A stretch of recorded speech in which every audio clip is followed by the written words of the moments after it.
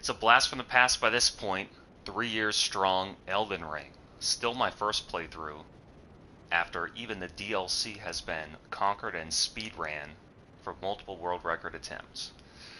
I'm still in my first playthrough of the Sorcerer Intelligence build, Astrologer precursor to Sorcerers. I did a lot of stuff off stream since the last time I played, namely a lot of the dungeons, the bosses, and Melina. So let's take a quick look at my guy, because even I need a refresher course. So far, big intelligence. We've got the Moonveil Catan, which kind of worked out perfectly. I needed a weapon, and I found the katana, and I like the moveset, and intelligence builds happen to have the best katana, so that worked out. Second thing, I was using that early on rock sling staff, which is good for rock magic, but apparently there was a better intelligence staff just for like basic sorcery spells, glint blade spells, that kind of thing. So I got that, leveled that up. I did a lot of like NPC quests. I did Celine's quest, which was pretty cool, seeing that her story kind of fits in with my character, returning her to Rhea Lucaria and becoming her first pupil or her star pupil. I thought that was pretty cool. And then I just kind of cleaned up all the other areas. So there's a handful of optional areas that I know I need to do, but the main two on the main quest are Farum and wherever you need to go to fight Moog for the DLC. I think that's required also. So I'm going to try and do Farum today, and we'll see how it goes. Let's check the status update quick. Vigor I think is fine. It might be a little high. I kind of bit the bullet and just spent it for Melina. My whole strategy was using that invisibility night comet spell. What are you going to do? I actually really liked her second phase a lot. I enjoyed fighting that a lot. The first phase is kind of long but very simple. And then Mind to 30 is perfect. Endurance, I forget why I upgraded that. I think I just needed a little bit more, like maybe one more roll. Strength and Dex are fine. And Intelligence, I think you can go to 80. So that might be... I think after Melina, I was like, I don't want to dump it into Endurance or Health if I don't need it. Throw it into Intelligence and we'll just see where that goes. And you can always respec, but that's kind of what I've been rocking. And then as for spells, I can see that here. It's pretty simple. It's just memorize spells. Basic Glint Blade, since the beginning, been by my side all along. Great Glintstone Shard, that actually is useful because it travels a bit farther. It hits a bit harder, like in terms of poise. It's got a thicker blast, and the cost to reward's not the same. You certainly get more damage out of managing 2 pebbles than 1 shard, but you don't really want to waste, you don't really want to try twice and miss if you know you have a big target. Glintstone Shard can kind of just make it go quicker. And then, of course, the Great Bow, that's good for sniping guys from far away. Rock Sling busts up dragons and a big dude. And then I have Cure Poison. That's why I have just like a couple slots of Faith or whatever you need. It's for Cure Poison. It's been useful this playthrough. But with that being said, let's get right into it. Let's try and figure out how to light this puppy. I think this is what you're officially supposed to do. You have to light the Forge of the Giants. And if not, I have that blue key to get into Farum from the back door. I got the back door key. So let's see what Melina has to say. I have long observed the lands between. This world is in dire need of repair and death. Indiscriminate. Are you prepared to commit a cardinal sin? Yeah, I'm ready. Let my hand rest upon you for but a moment.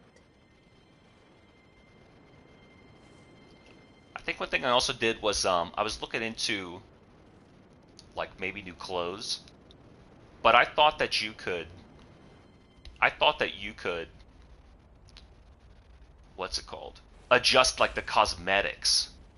You know what I'm saying? Of the armor. And it turns out that's not true. You can't like you can just adjust it for, I guess, male to female characters. You can't change it for if I want the stats of one armor but the look of the Cuckoo armor. So that's kind of was my plan at first. Because the Lindell armor is technically better. There may be one other set that's pretty good. But fuck all that, dude, you know? Cuckoo Soldier or die. Another thing I definitely noticed is they really optimized this game for console. Still running just a base PS5, but ever since they did a few like performance updates really early on that made a huge difference. The frame rate's been super steady. And then as far as like once they added the ray tracing feature, I really think that everything just looks better. The textures look better. The frame rate runs better. O Erd tree, you shall burn. I still have no clue what the hell's going on in this story, though. I mean, but that's like par for the course with Miyazaki. I don't know what all the big trees have been. Are they where the shards of the ring fell? Yeah, I'm just making that up. And then this chick. For the sake of the new lord. Is she flying, levitating? Whoever the person is that sews them together, I don't know. And then she's, apparently she's bad, not good.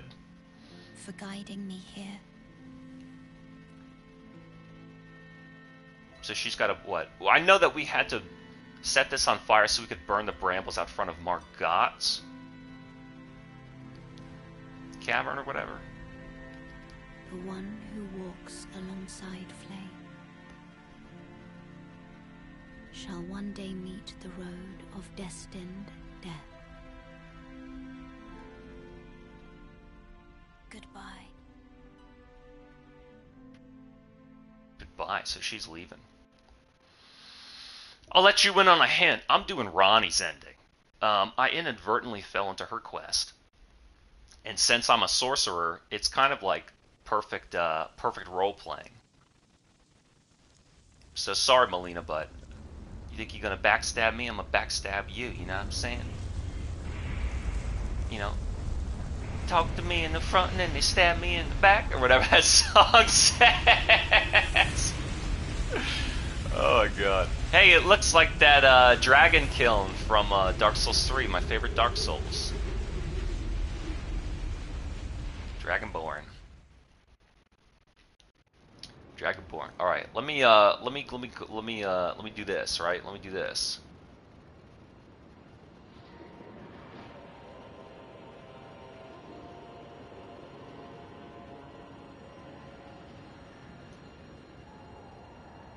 And then let me do this. I'm gonna take some screenshots and we'll see what we can do here. How do I do this? I turn the HUD off. Turn the HUD off. Look at that. Farum. Not too bad. Where am I?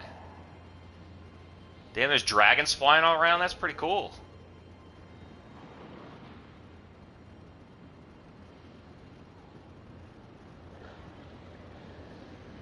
I gotta say. There's tornadoes too? Dragon tornadoes? Cool. The Colosseum in the background and the tornadoes. Double tornado? Double tornado? Don't fall off the cliff. They have been red lightning?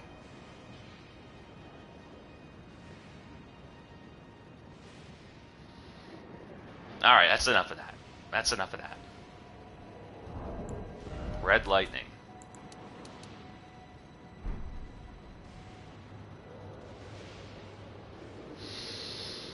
We're playing Elden Ring.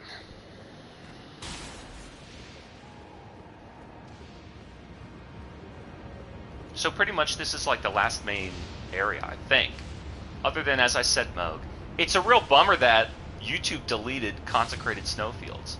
And I'm not recording this one either, so if they delete this one too, so it is written, so it shall be done. Oh yeah, X is jump. You know what was so funny? I guess I talked about this when I played, was it Last Berserker? How that game does not have a jump, and once Elden Ring invented jumping, gaming had been changed forever. you really miss it once it's gone, you know? You don't know what you've got till it's gone. Let's see if I remember how to play this game. To be quite honest with you, not only because I've played the Souls games before, but this one didn't feel like it was so treacherous or perilous. And I don't think that they wanted to make it that way. I think with the open world design, they wanted to give players a way out of tough situations so they wouldn't get stuck. That's really why they were like, man, everybody likes the idea of Dark Souls. Crumbling, Farum, Azula. Crumbling, Farum, Azula. Let me do this. Let me do this. Crumbling, Farum, Azula, because that looked cool. Crumbling, Farum. With a little special effect tornado.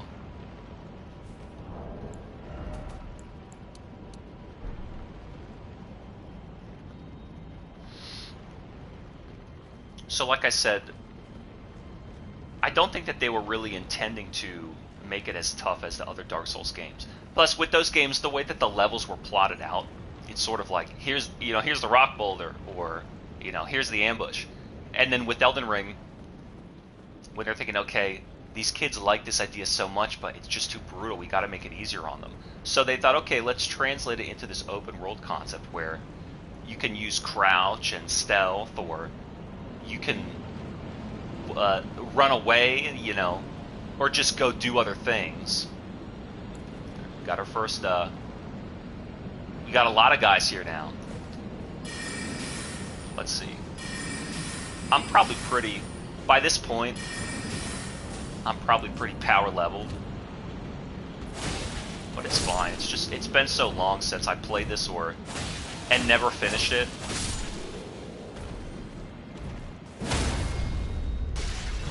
He's not even getting up from his meal. He's like... And I think a full charge will, I guess full charge staggers them no matter what. Full charge stagger. So this is the very beginning. And amazingly, I didn't even have any of this spoiled for me. I kind of felt pressured into playing the game when it first released. I thought that the full everything would just get revealed and spoiled. Somehow there were no leaks. People weren't really getting it early, and they also, I think it was From Software was very strict about people streaming it early. Oh, busted.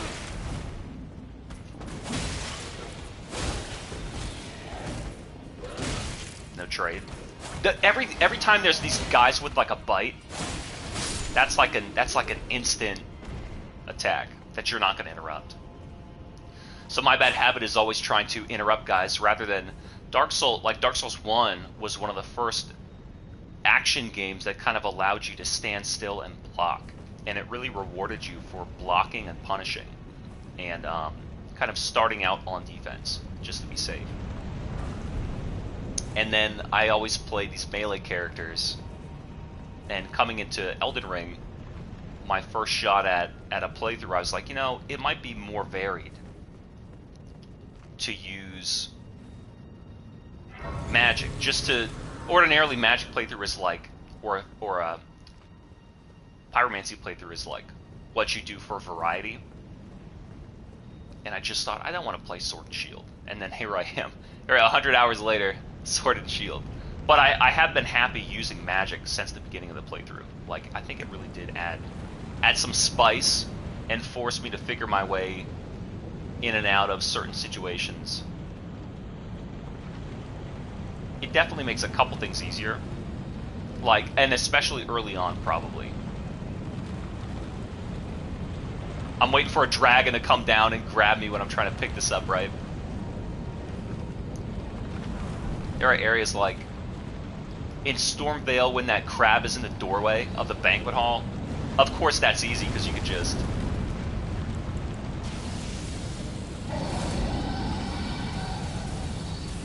You just blast him for free. What do you got going on here? Let's see if I have anything to do to this guy. Oh, the other way. wrong way. Am I on the ground on the floor? The rock still got out. He got me again.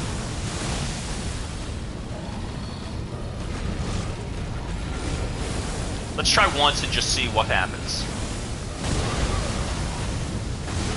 I think I rolled again, but I might have been stunned.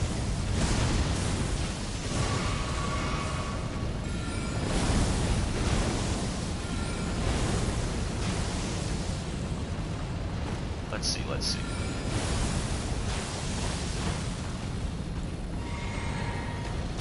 I gotta remember how to like play this as a magic character and manage this stuff. Stuck. Let's try a glint blade.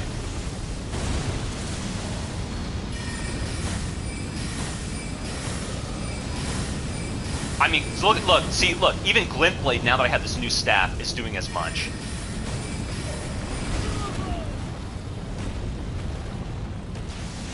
Where are you? Is he gonna do it like underneath his legs, like it's and one mixtape?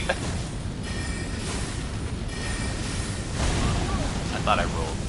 I'm kind of just getting, I'm trying to like out-resource him. I don't think that's gonna work. I think I actually have to be a little bit savvy. And I don't want to run across the bridge and he's gonna land. Whatever, first shot jitters, it doesn't matter. He's doing lightning on himself.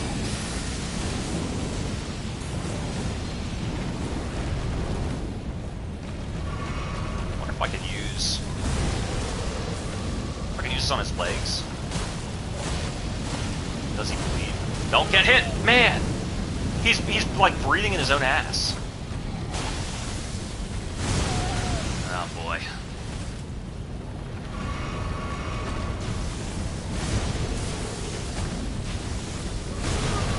I think I rolled another time, but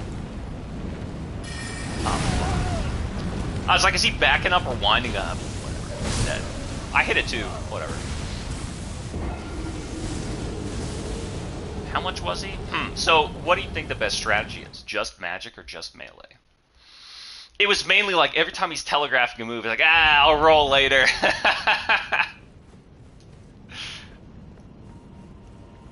But yeah, this new staff. Let's see. Let's do a little inventory check. Oh, let's do a little inventory equipment check. What am I still rocking now? So another thing that I didn't have when I started playing this shit was all these cheap talismans.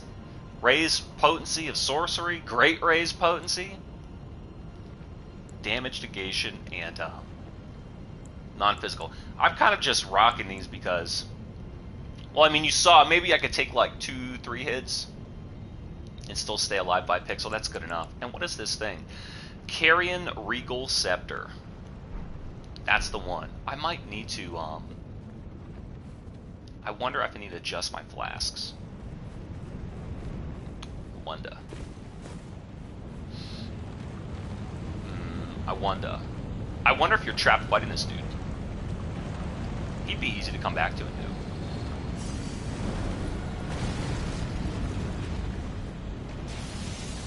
I think all the dragons, I don't know, were they always optional, or was there one where you're kind of stuck fighting him? They see the little, they add one little gate. Yeah, it's fine. And then for like I was saying, it kind of is easy mode. But imagine this is old school Dark Souls, right? There's no way you're getting to this bonfire without that dragon. For one, the dragon may not even disappear; he may respawn. For another, you got to beat this dragon. You know, you must defeat Shenlong to stand a chance. That's how these games were back then. Well, you got a little secret treasure for me back here. Got a little secret treasure for me back there. How far down does this parapet go? I wonder if you could hide back here and fight that dragon dude. But it's kind of like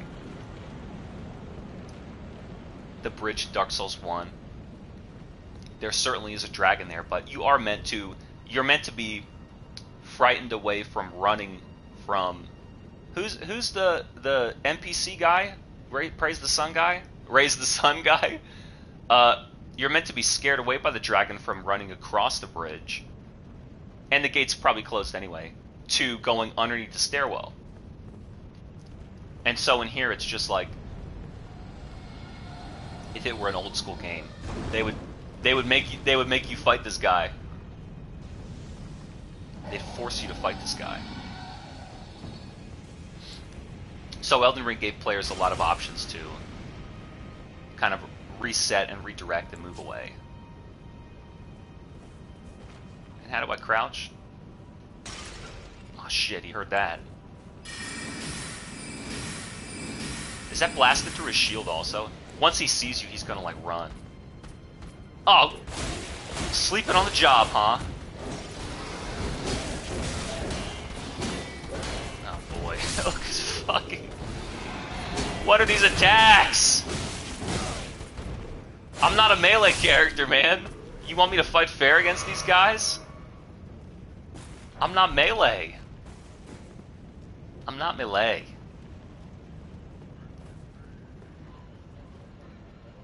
You hear this guy's like barking out here.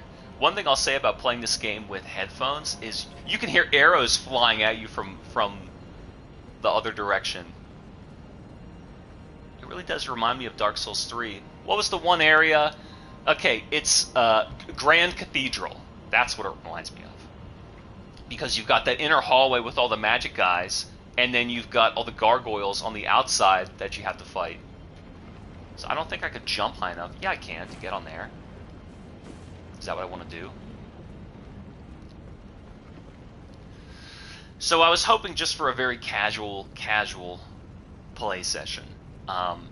It's been forever and then some since I played this, so I'm not really locked into a hardcore action game. But as I've been waxing philosophical, I don't really think that. I mean, is it tough? Sure, it's not the easiest game in the world, but my character's very buff by this point, and I know how to play these games. And if I just sharpen up my instincts, it should be fine.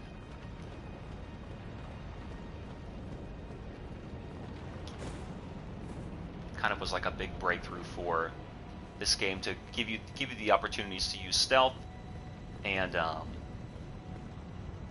just a variety of things to do, so you wouldn't get stuck. But admittedly, it's very rare that there's an instance like you absolutely must defeat this before you can move on. There's usually so many multiple things where it's like there were 3 other things you could have done anyhow that you probably already did. And then another secret is, as soon as you kill these guys, to unlock off them, so you're not following them. Like, the camera's still not tracking them.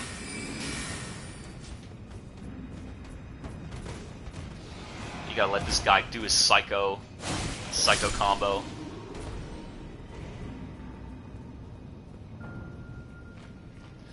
But it's funny that everybody talks shit about magic being so easy. For one, I never saw them do a fucking magic build no-hit run. And for another, it's not really magic, it's projectiles, because so many magic spells are like buffs that I don't even really use. Can I stab this guy through here? Yeah, I can!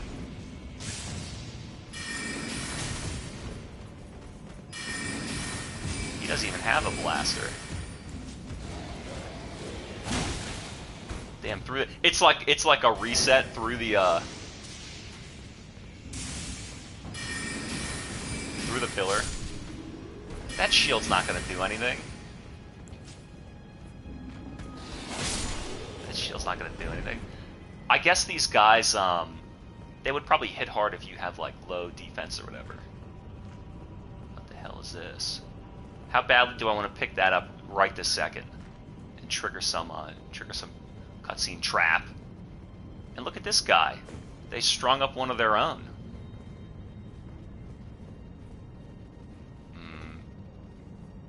Definitely don't want to fall down there. Shit, I'm out. No problem. Drink this, it's done. Oh, I'm a little magic guy, huh? Little magic cheater, huh? Love that. It goes underneath the step.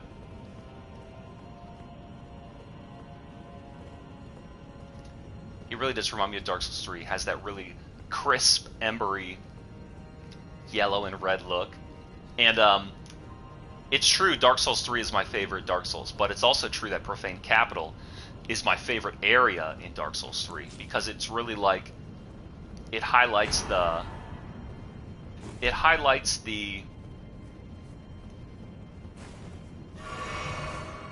I don't know, I guess the approach to Dark Souls 2 that wasn't really realized with that game. Maybe it's worth doing this. I think that Dark Souls 2 had a tremendous amount of like creativity, and it really was unfortunately poorly executed. And I don't think that the creative design of that game was really brought out to the best of their ability. And no one would disagree. Like, there are people who like it, but even the people who like it and love it and think it's so great believe that it could be done better. So I think that Dark Souls 3 was like...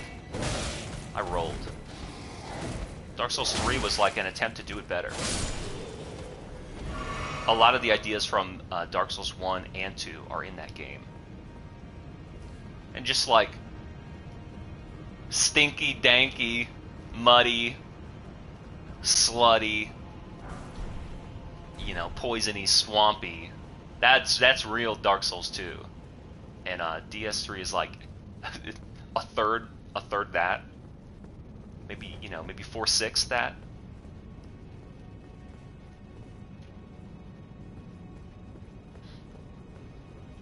Some of this little inner cathedral area I've seen before, so I wonder if it's this area is rather small. This also looks like catacombs. You can walk right up to the guys and backstab them. In the earlier games, it was basically impossible to do that. You'd always hit them. You know what, you motherfucker? You're fucking kidding me, dude. Now, am I a magic build or am I a melee build? Can't even block none. Alright, these are steps. These are steps. Probably get 2 on him.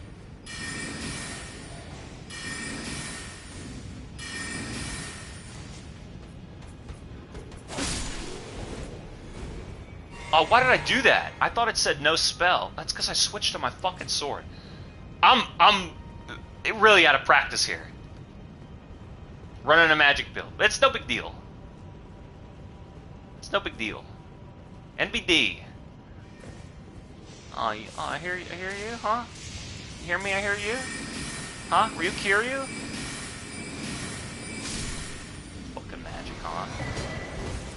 Oh, look at this guy. Where's my... No! What am I fucking holding here? What am I holding here?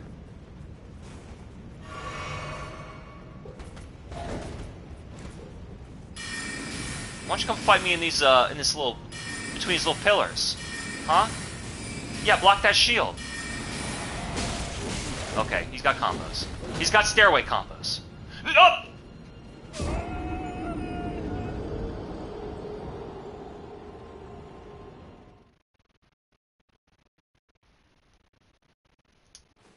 Add it to the wiki. He's got stairway combos. No problem. It's no problem. Round 2. Round 2. Boy. So how many combos do these guys have? Look at that, huh? How come they're not bleeding? 4. 5. Only 5 hits? Look at the damage that you threw his shield. That's bleed, baby. That's right, I got a stab. I fucking rolled after I switched. Alright, no more... It's gonna be slow pace. Maybe my guy is just slower paced. Okay. Like the slash? Like the slash, huh? As if I need to level up anyway, you know? What am I gonna do? My levels are like 200 grand on the table. What am I even gonna do here? Maybe I should walk around the other way. Nah, it'll be fine. Maybe I should go outside the roof. Go outside the roof and Try and recollect my souls. Nah, I'm sure everything will work out perfectly fine. I don't think I need to worry about the guys up top, though.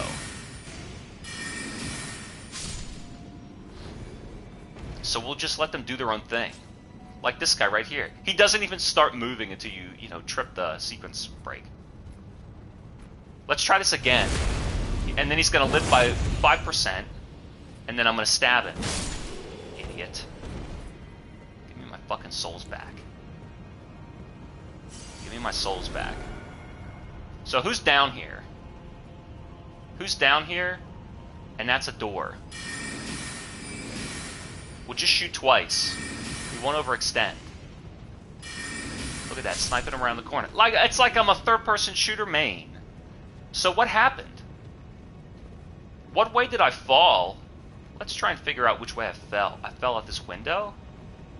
There's a stairway out to the window. No, there's a secret. There's a secret out here. No, there isn't. No, there isn't? Secret trap door, stairway, making me back out of the lobby. Big deal. Can I hit all the way that far? Can I move so far? Can I move so far? Got to the stairway.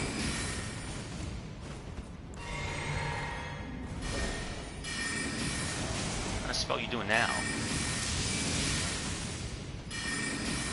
I mean, I'm fighting fire with fire. What do you expect? You know what area was really hard?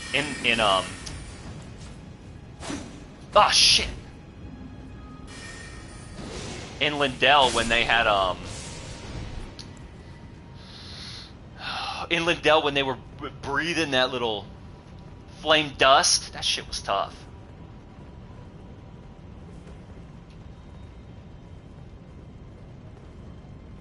So I came down there. The balcony's still out there. Okay. So there's no other stairway to fall out of down here. What's down here again? That's the big bridge I crossed. Okay. I just so happen to be on the one side where there's a door you can fall through. I don't believe that at all. I don't believe that at all. Where's there a trapdoor in the floor? But then they can't put that there because the enemy would fall down it too.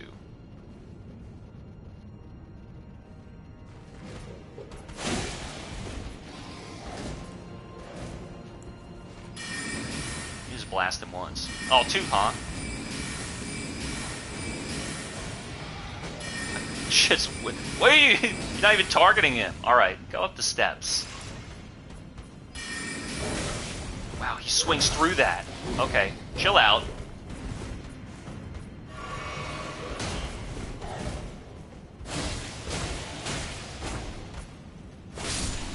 Got one down.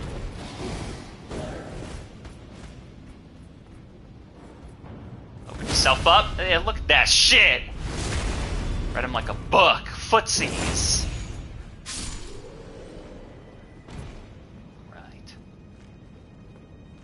$6,000 in my pocket.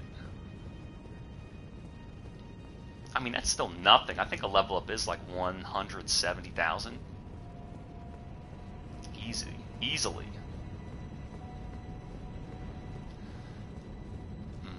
How about instead of going out there, oh, there's a grace. All right, maybe we'll go out there. Maybe we'll go out there. Maybe we'll go out there to the grace.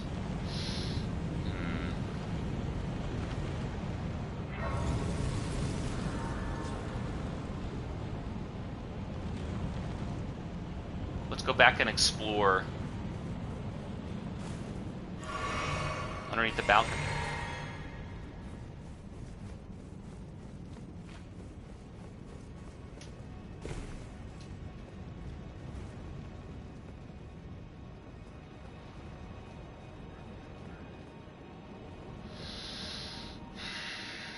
Just a nice, relaxing Elden Ring stream.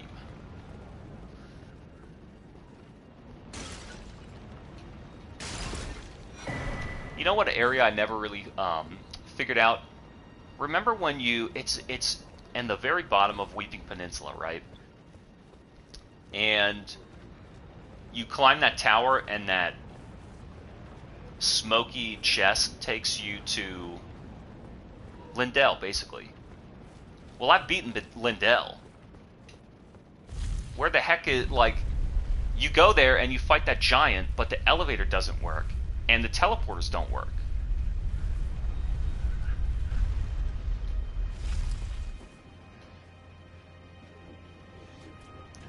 And yeah, I'm hearing a lot. I'm hearing a lot of things.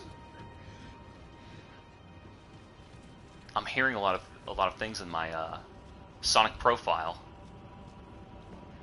All right, drop down there.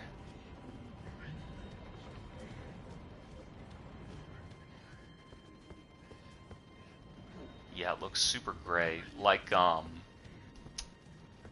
guess it's just called Grail. So let's see here. Is that one of those? Okay, we've seen those dudes. I think they have poison. I think they have poison. What's that called? Minor Erdtree? Yeah, maybe major minor. Can I whoa. Hey buddy. Do I even want to fight him? He's gonna throw up. He's getting sick. Oh my god, he's sick. He's getting sick. Does he drop anything? Yeah. But what's on the ground after him though? Alright. I mean, other than more intelligence, I don't really know what I would level up. I think I'm pretty much good. Let's sharpen up our instincts here.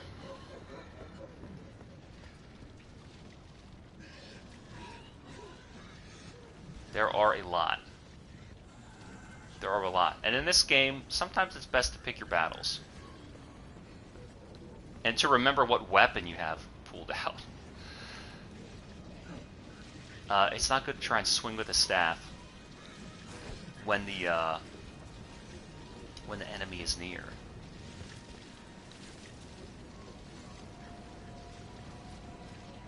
Just like on the ground. I think I'm gonna stay up top and like almost not even try and fight him. Can I sneak this dude?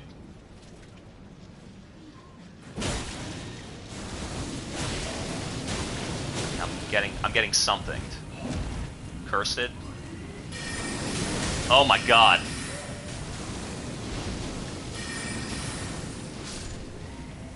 What did I just eat?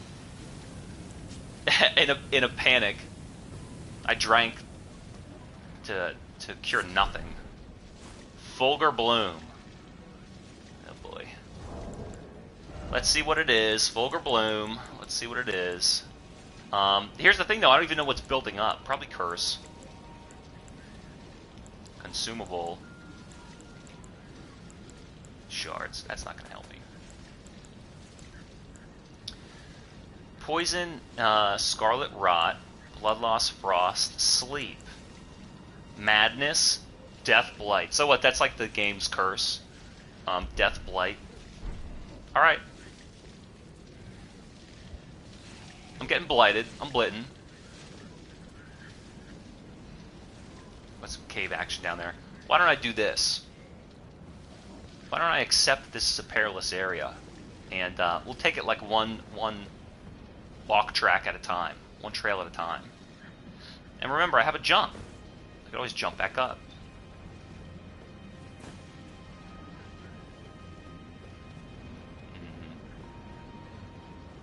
Yeah, first playthrough. I never saw this area before either. I just knew, like, the only thing that kind of got spoiled was that this was like a main area that you had to, like I saw the boss or something. I kind of walked by all those dudes. I would be terrified to fall into that river, right? I don't think I want to fall in there. Or maybe I want to use this as like a guiding landmark and not cross that yet. See if these guys recognize me or not. I think they're chilling. Um, it looks like that underground starry cave area with all the water on the ground and those crazy bull archers. I do appreciate that this game uses a lot of different color schemes.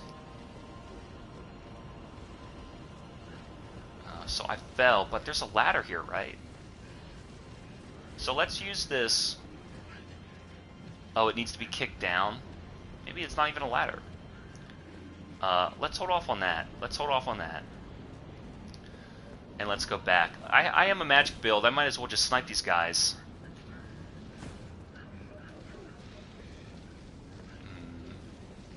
Because why not? I mean, that's the whole point.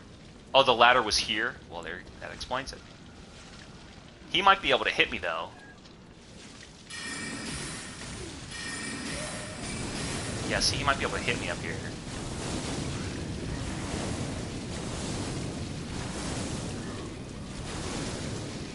He's still fuming.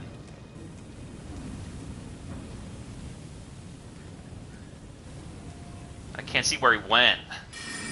Whoa, did he jump? Oh my god, he jumps. He jumps. He jumps.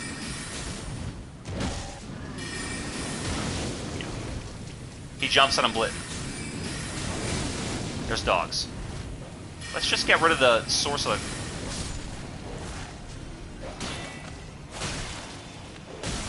I have no stamina, that's why that didn't work. I ran out of stamina. That penalty is pretty rough. So these guys are still down here. Let me explore this cave. There's nothing in here. Alright. You know, another thing about this game is there's really not a lot of, what do they call... invisible walls. What, you know... There's like 2 or 3. There's one that's pretty obvious and doesn't have anything. And then there's another that is like the 50, you know, the meme where you have to hit it 50 times. Like, I don't know about that. What do you think that item is that's so important it's guarded by 3 dudes? Let's find out. Let's find out. Let's find out. And then walk up this, they walk... Did they even get pissed? Yoink.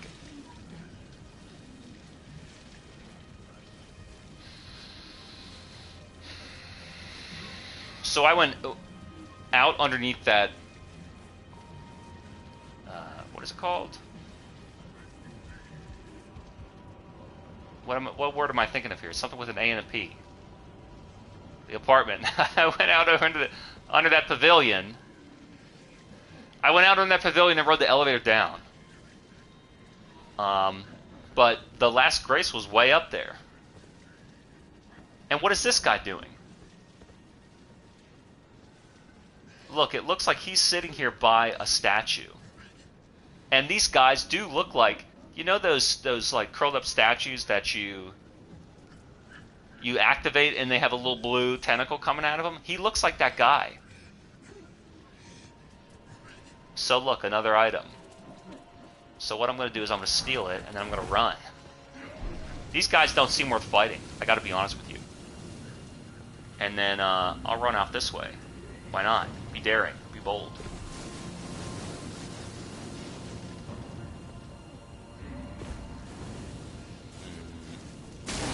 Ow. So look, like that Deathblight shit. I'm not fucking with it. It's too big. I'm not trying to get blitten.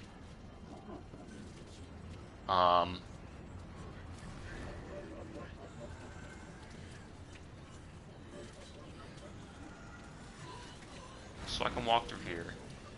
Maybe I could sneak. Maybe I could just sneak and grab this, and I'll ignore the pavilion over there. Yeah, look, rejuvenating Bolus. Rejuvenating Bouillabaisse.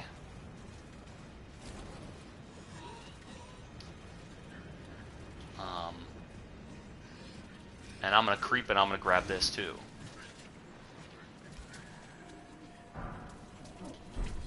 And I'm so tempted even to look. I mean, I'm sure the big guy... You know, one, I would say maybe the big guy drops something. But I gotta also admit, there's not a lot of enemies that drop things in this game. They don't really do random drops. And even the big enemies don't really drop much of anything. It's mostly chests in cellars and bosses in caves that are the guaranteed drops. That's what I find. And then, I don't know, what do you think? And then the bosses give you their souls, or their, you know, embers, or their Eldens, I don't know. But in the old games, there was a lot of gear scattered in the level, and then there was, I mean, random chances any enemy would drop any piece of their set. That's also what's extremely cool about Dark Souls 3. If you see an enemy wearing a piece of armor or using a weapon, they can and will drop it. So, you fight, who are those guys? The Grave Tenders or whoever? You can get their sword just by fighting them and making them drop it. I'll keep going down here. This Souls I'm not really concerned with because I'm not really trying to level up. Of course you want to keep that stuff, you don't want to burn it, but... I went around and I bought every spell that I could find out of like any shop. Any sorcerer selling that stuff. And yeah, I'm leveled up the way that I would want to be. I would prefer to crank whatever gives me more damage. And then I guess once intelligence is at 80, you could go more stamina to wear more stuff. That also might be why I had 16 endurance. I probably wanted to wear the talismans. That's probably what it was. And look at this guy. So is this the end of the line for this area? I would be more than happy to concede.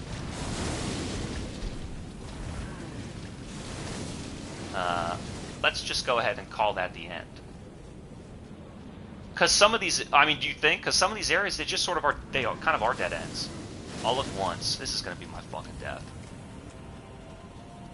As long as he doesn't hit me. Is there something down there? No. Alright, I'm done with this area. I'm out of here. Anyway, enjoy your party or whatever it is you guys are doing down here. Huffing fumes. This is like the meth den. Why would I want to be down here? You guys are all losers. Dregs of society. Huffing gloomins or whatever's down here.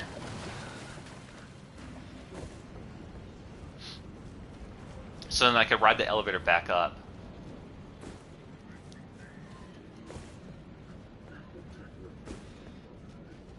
They sound like death metal pig vocals.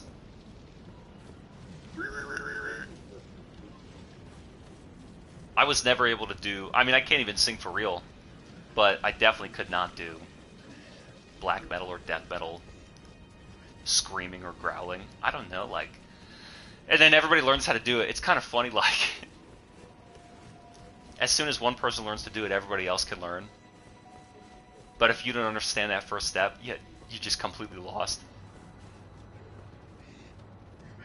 So then what was over there? So that's the top of... What? What top of bridge I went on? Is there anything back this way? Sure. Sure, why not? Back this way. I saw the, I saw, like, the, whatever it's called, the gap, and I was like, I'm gonna have to jump, but doesn't this look like a perfect arena where somebody could land and try and fight me with 40 grand?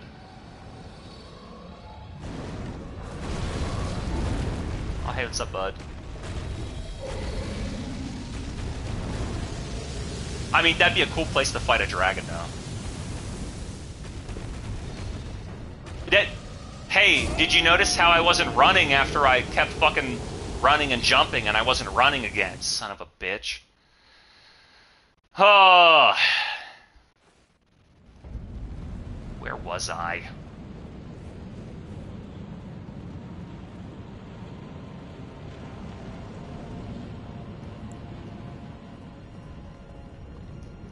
Now, there are going to be guys in here that I want to deal with. So where's the pavilion? Where's the pavilion and where's the elevator?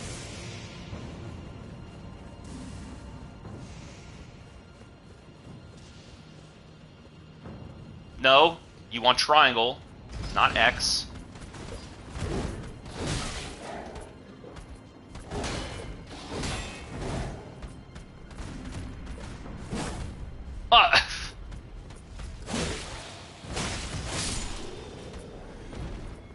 Sure enough. See, just these little tricky parts, you know. You make it all the way this far in the game. You think you know how to play Elden Ring. You think that you got a high level character, and then the most level 1 traps get ya. You know, enemy scares you. You know, the enemy scares you out of the out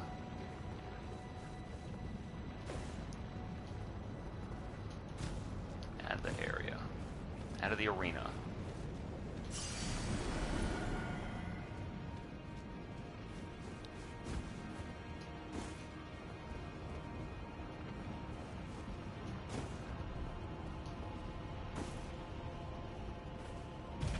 There we go. A little bit of Miyazaki platforming. Nothing I couldn't accomplish. So now I want to ride that elevator back up, and I guess go out the proper. I guess go out the proper way.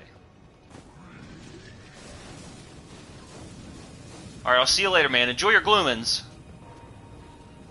Got the elevator down here, right? Yeah, there we go. Gloomins. Do I even have, what would I need to have? What would I need to look at if I have, souls to level up? I don't think that I do. I think I burned them all. No, I have plenty. There's just not really anything in particular that I need. Now would be a time to spend it on armor or, you know, shields, if that's what you needed.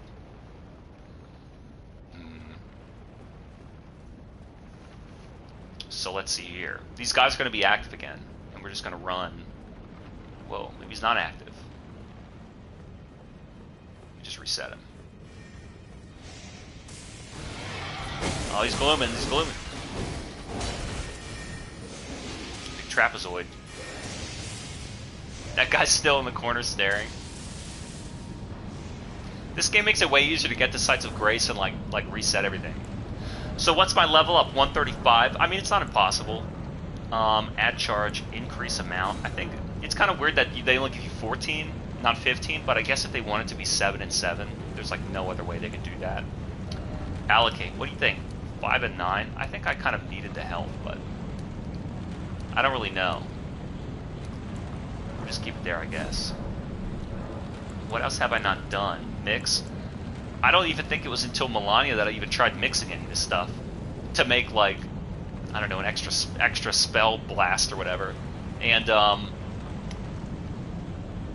I never made any crafts or any pots. And all those guys you could summon, I probably tried out a lot of them. I probably tested a lot of those summons. But the thing is, I don't really need them in combat. Plus, if you is it true that if you summon those guys, a boss gets more health? Because here's how it works in Old Dark Souls and Bloodborne. You have to summon on the sign before the boss door, but if you do, the boss gets like 150% health increase. So with these things, because you're calling them, it wouldn't really work if you already walk in the boss door and you summon them. But they kind of get ripped apart pretty easy by the boss. I never really found anyone that was a good distraction that can stay alive. So I haven't used them. We don't need any of this. This shield has also been doing me solid since the beginning. I have, one that's really good against magic, and then another that's good against lightning.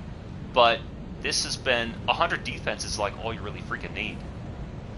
And I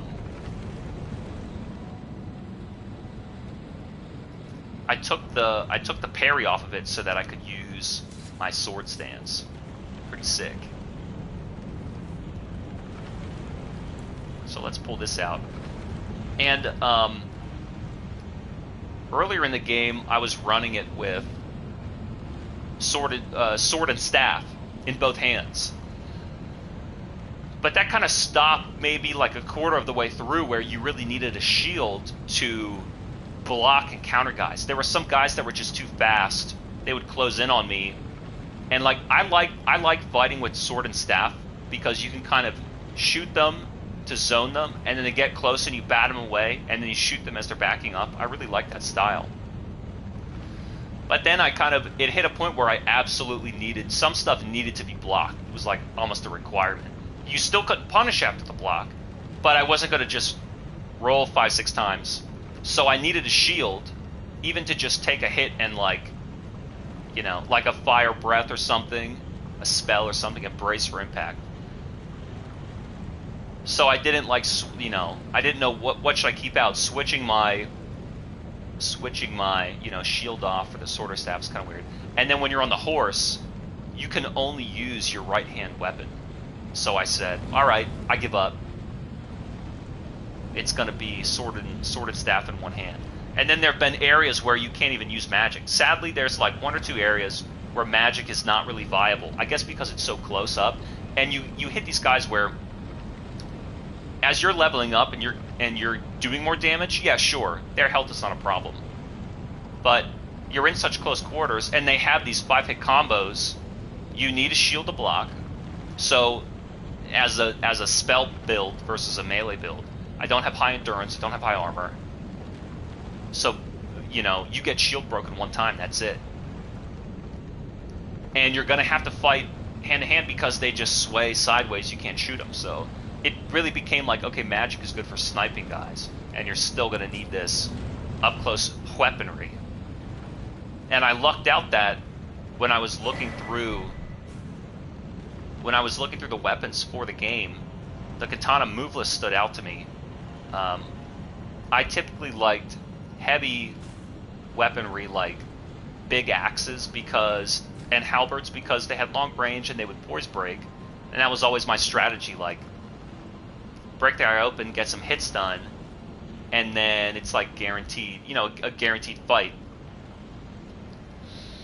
But then in this game, the heavy weapons weren't really cutting it, just in my own opinion.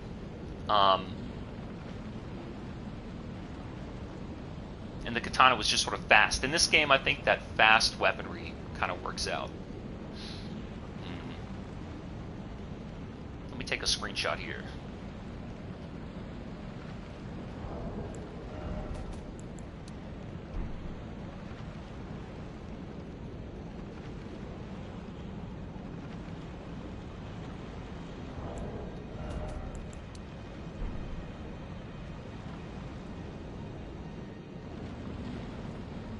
Alright, I'm dropping down. So what's the rule in this game?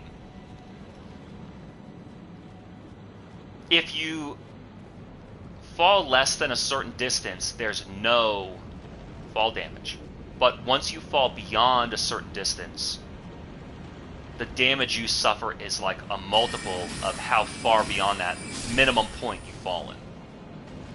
So that's why you'll see, like, it looks like you took nothing. And then you die. It's like, then 1 inch more, you're dead. And I think they said that so it was because of, let's see what this guy's all about. They set that due to Dark Souls 3 and the way that fall damage worked in that game, I think. Because people were using that teardrop glitch. It was like, in Dark Souls 3, there was this pattern where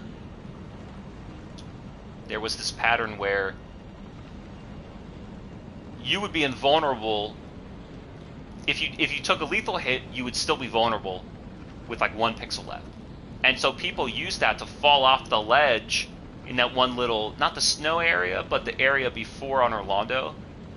And then they would just like walk underneath that bridge. There was this blocked bridge. You had to go to Chapel of the Damned or whatever. And Yeah, Temple of the Dog. You had to go there to get this like pendant, so you could go through the fog door or whatever. And so they were dropping underneath and dying, but staying alive, and then walking underneath. And then Miyamoto patched that. So then they just are like, we'll find a way to beat fall damage, and we'll just fly underneath the whole level, no clip through the whole level, fly around every boss, and every single speed run was like just obliterating the game. It was completely despicable, and I think that some of these devs, they don't like when they see like speedrunners really breaking open or obliterating their game in a way that makes it look like kind of disgusting. I think they actually want to preserve some of the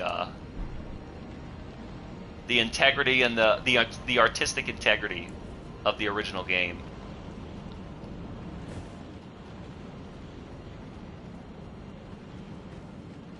So let's see. Oh, we got. I was like, I wonder how I should approach this, and immediately, I'm getting arrowed. I'm getting four guy. He's coming back to life on me. All right, we're gonna do it this way. We're gonna unlock. We're gonna play it like Devil May Cry. We're gonna stab him. We're gonna watch the arrow. We're gonna use the block. Oh, you got a little spell. You got a little spell guy, huh? Got just enough stamina. Just enough stamina.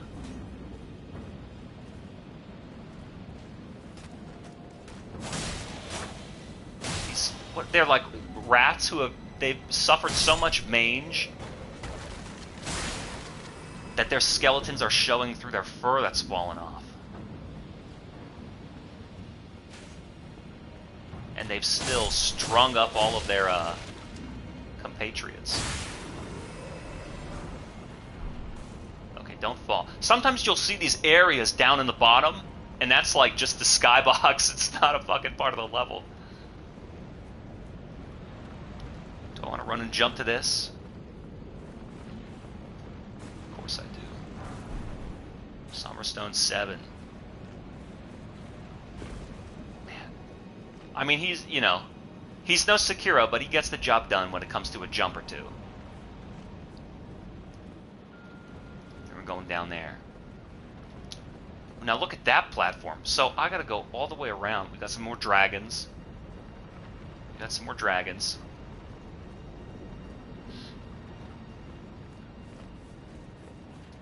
So far this area is pretty cool. I think that I like it because of the color scheme. This sort of rusty gray.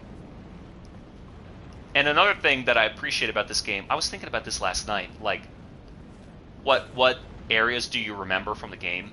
What areas would you want to go back to if you were to play it again? Okay, what's going on here?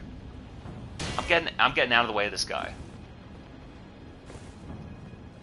And the one area that I thought about was Stormvale, and also Raya Lucaria. And I think that the interiors for this game are some of the best.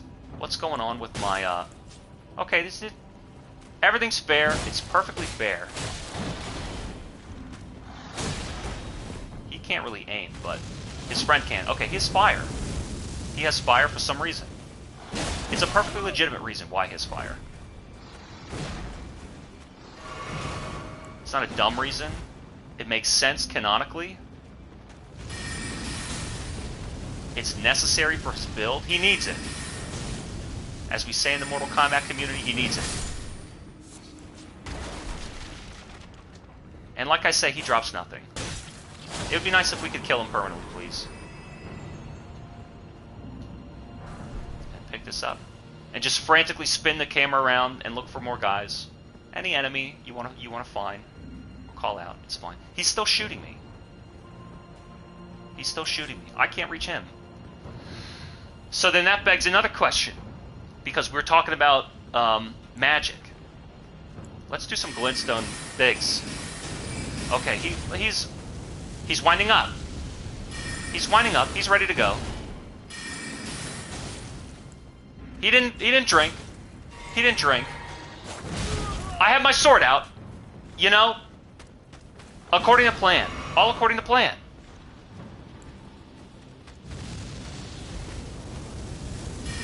Anytime you want to do it would be perfect. Anytime. Perfect fight. Choreographed. Telegraphed. Phonographed.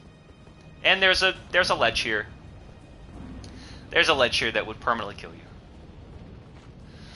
And make you respawn and need to do it again. Yeah. Yeah. We're gonna jump here. We're gonna jump and we're gonna go to this, we're gonna jump and we're gonna go to this grace. I'm sitting.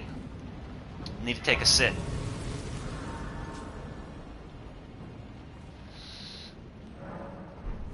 So as far as projectiles and magic is concerned, what about crossbows? Because I always wanted to do a crossbow build.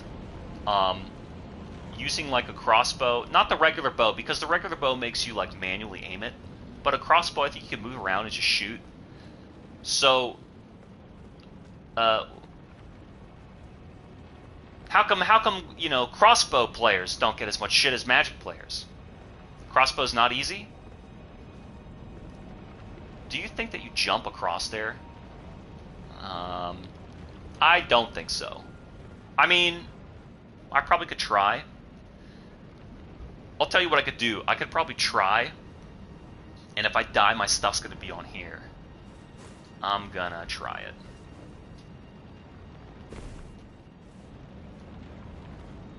And then you have to fall back down. Oh, man. Maybe I didn't want to go. Man, it's not the worst thing in the world. Boy, they really don't hear you that much. They really don't hear you that much when you're walking.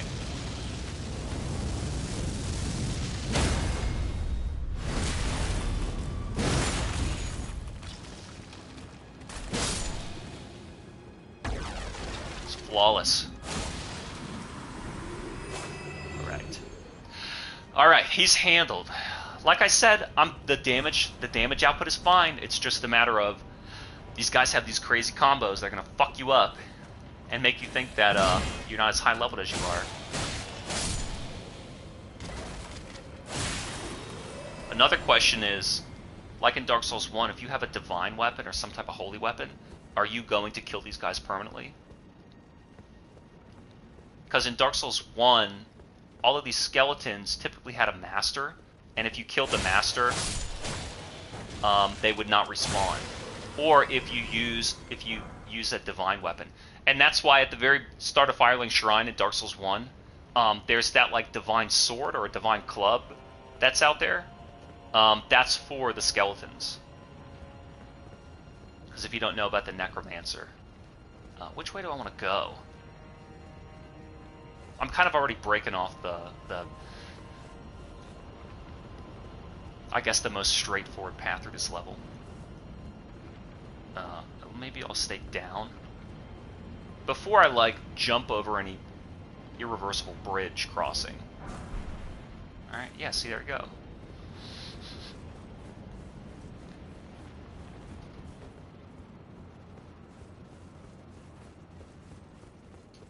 Yeah, I wanted to try a crossbow build. I know that the samurai starts with it, and he also starts with the katana. It was just interesting that he's got no shield.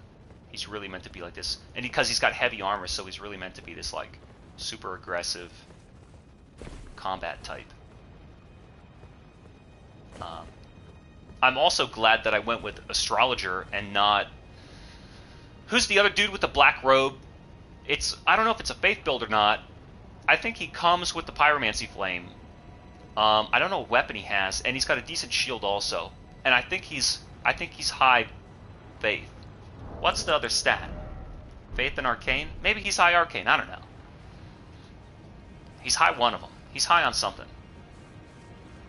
But I'm glad that I didn't go with that either. Although I'll tell you, a kind of dual faith arcane build is not bad because, for one, faith leads to a lot of holy and lightning spells, and I think that's really strong.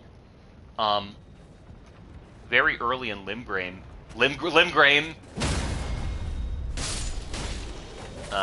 Let's manage that guy. Early on in Limgrave. Jesus Christ, this area is fucking big. You gonna start shooting at me too?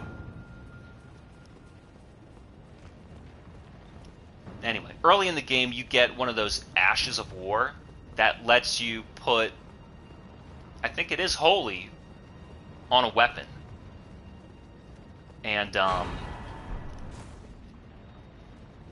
waiting for somebody to drop down. You see, look at this. What'd I tell you?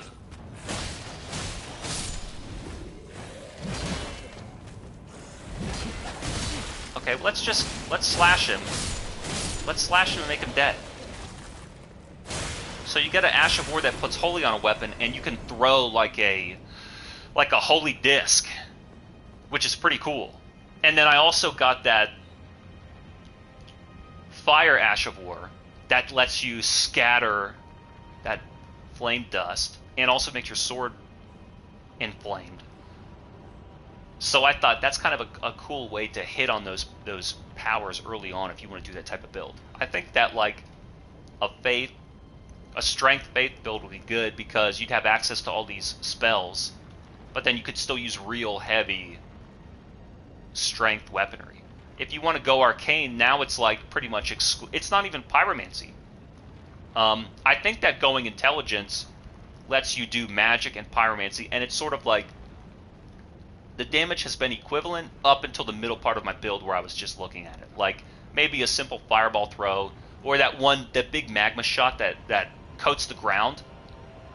The damage for that was equivalent to my magic, and most of the people that are weak to fire are not going to be strong to magic anyhow, right? Usually there's some enemy that's resistant to magic, then you got to find some way around it. So I kind of just didn't see the point in exploring that avenue. But I guess you would get access to like a unique set of attacks, like I said, tossing fireballs or carpeting the ground or something. And then it would open up to dragon magic.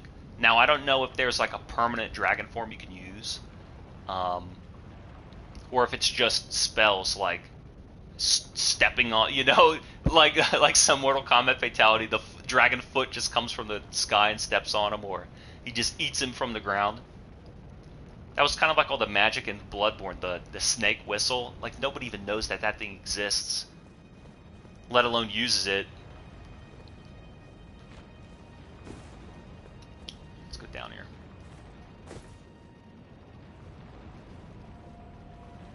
But I guess if I ever get around to doing like a second build or another playthrough of this, I wanted to do, I think I'm back at the beginning. I wanted to do a super heavy armor guy. I'm escaping. A super heavy armor guy with a great shield.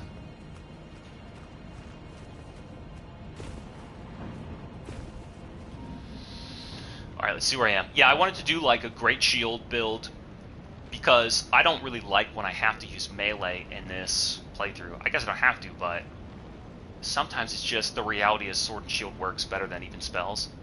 And it'd be cool if I could play through with a proper melee build, have a lot of heavy armor and a great shield. I think the earliest one you could get is in Altus Plateau. There's that merchant who's on the bridge who you can buy it from, and then there's also, I think, like the Great Shield Talisman. Let's look at that right now. It's not like I don't have it. Let's look at my talismans. Where are they? My talismans in my gear.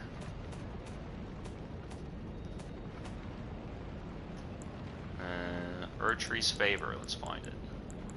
Great Jar Arsenal. Dragon Crest Guarded. Great Shield Talisman. Boost guarding ability. So like something like that. Just to be able to block, not suffer a lot of stamina, and really play it like a real melee armored build. Because in Dark Souls 1, for one, I was medium rolling the whole time and didn't even know about fast roll. 2, as soon as you get Havel's Ring, and probably Great Ring of Favor, I probably used that also, I was full Havel armor. And that concept of poise tanking I loved it. And so I'm like fully armored out, but still rolling everywhere in between attacks. I used the Giant's Halberd. That's my favorite weapon in that game, because it's got the high hitbox and the horizontal hitbox, and it does lightning damage. Lightning's the coolest element. Even in Pokemon, man, it's kind of funny. Like, how did they take the concept of elements like wind and grass and ground, and they're like, this is so tight. Everybody uses fire and water, and then earth, I guess, and sometimes it's air, whatever that means. Who was this guy? Who the fuck is this guy? See, like, look, I'm fighting this guy with melee. I guess I don't have to. He's not the strongest. Oh my god. I can't roll. I'm stuck.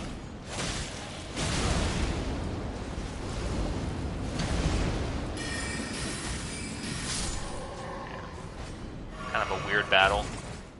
Sometimes I feel with this build I have to trade resources and I have to kind of accept I'm going to take a hit or two just to get the spell off.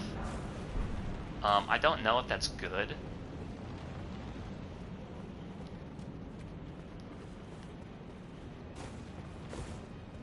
And I was always in favor of the concept of trading hits.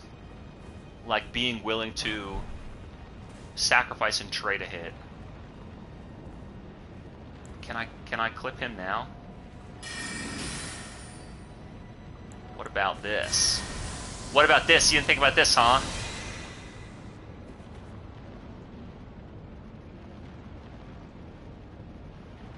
Fucking god. I cannot believe it. He's like just like fucking walking away.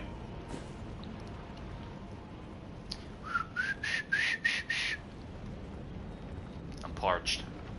Can't even whiz. I don't want to sit on that because then this guy's gonna respawn. But like, look, I'm just running around fucking melee. You know, these guys are good.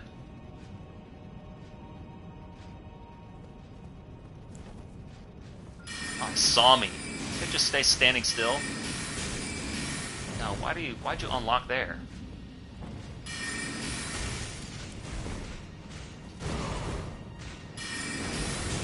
Oh, you got a little fire magic, huh? A lot of the guys have that. What is that one castle called? I guess I could fucking look. It's up here, right? Unsightly. I did it. Not Volcano Manor. You know the one I'm talking about. Maybe it's this.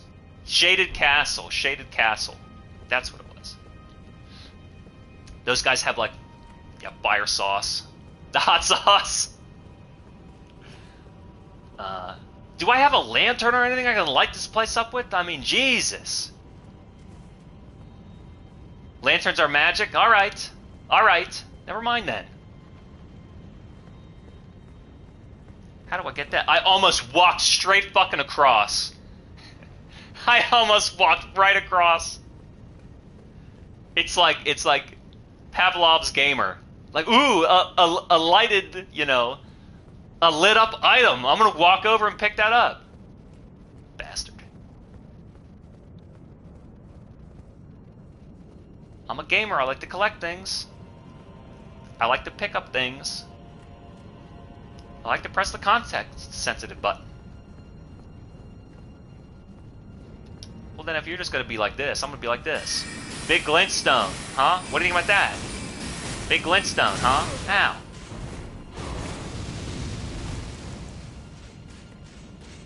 Uh-huh. Not even a trade? This is what I'm saying. I get lazy. I get complacent. I don't want to fight the game correctly. You ever pixel that? Just lay down. Wait a minute. Now I'm coming out here. Oh, so this is where the items are. Alright, I'll keep going out here before I go down. Let me see if I can, let me see if I can flex on this guy. Why do you think they set it up like this, where there's some guy who's not looking the right way?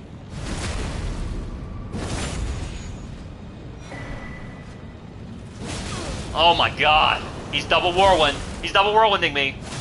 Bleed him. Alright. No big deal. We got Barre. A Barre. I like the tornadoes in the background. And the lighting. It's looking pretty good. It's looking pretty good on PS5.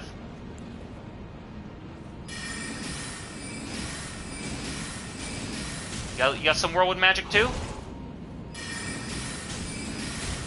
This is very Dark Souls 3. Even their armor looks like it's from Dark Souls 3. And I was a big fan of the Lothric Knights and the Cathedral Knights. And in Dark Souls 3, the Cathedral Knight's greatsword was my favorite weapon. Ultra Greatsword, I guess it's called. Because it had the stomp, but then it also had a strike move set, so it would swing horizontally, but then also crash vertically heavy. I think the roll was the overhead strike and not the stab. I could be wrong, though, but I think it still had the rolling horizontal. Drag it with grease. I don't know if I had a favorite armor set in that game. And if I played, I kind of wanted to play Dark Souls 3 again, and I wanted to do like a Lothric Knight build where you use, you farm them in the early part to get their sword, the regular sword, longsword, and then you do Grey Rat twice to get his merchant stuff, and then you could buy the Lothric Ultra Greatsword and use that and be sort of like a Strength Holy, like I was saying. And then do Nameless King and use his Lightning Spear. That was kind of an idea, which, you know, I'm sure will never happen. I'm playing this game 3 years later. Still a first playthrough, so what do you want from me?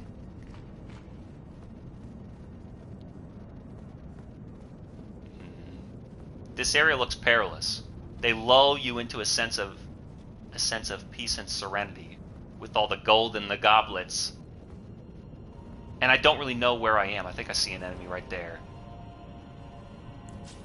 Staring at a painting. Oh, shut it.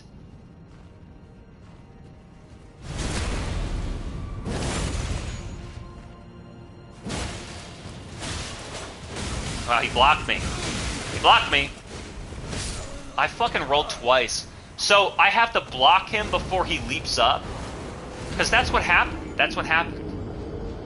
He did blah blah blah blah.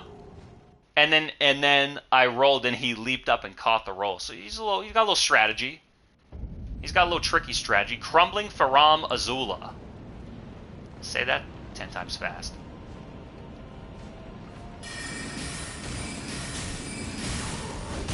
So you don't want to roll, you want to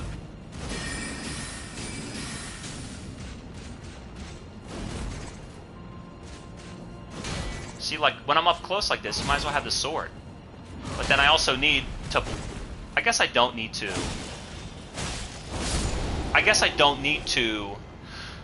block.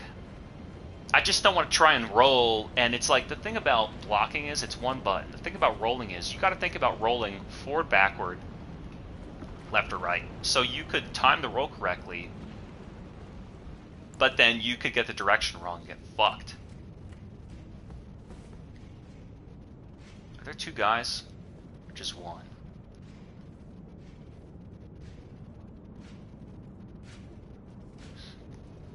You use a little stealth.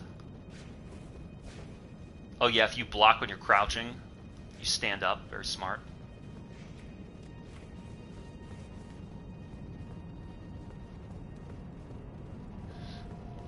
And so it's just down here. Alright, alright. One guy to return, no big deal. I just have to find where they are. Oh, in the chamber. Okay. Let's do this again. The other cheap thing is it shows you on the map where your souls are.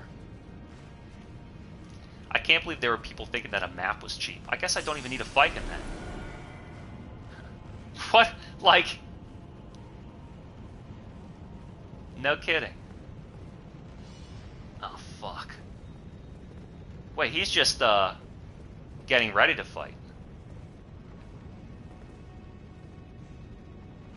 What's down there? Oh, you have magic on. Well, I don't want to fight you back there, so let's go out here.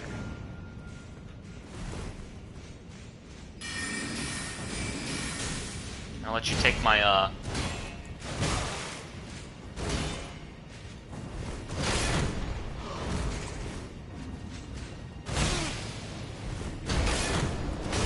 So I'm dead. I can't roll anymore. So let's see. I'm not getting aggressive enough with these guys, because they're shield breaking me, and then they can stomp me. So they can stomp me and then shield break me, and then get a guaranteed combo and then a guaranteed follow up. So I'm gonna have to pull out the big guns. I'm gonna have to use magic. It might also be worth changing my flasks. I'm gonna need to use this stuff. You know, I'm gonna need to use this stuff.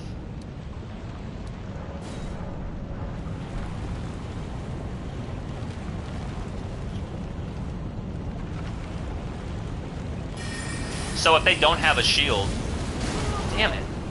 If they don't have a shield, they can't really do shit. But it's just weird blasting them up close.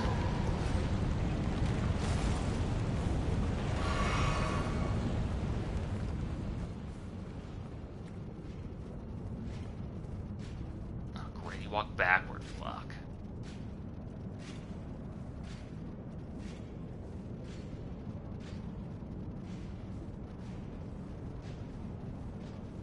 It's gonna be forever now. I wonder if they put these spots here so you can like stealth around them. I mean, I guess they're giving you that.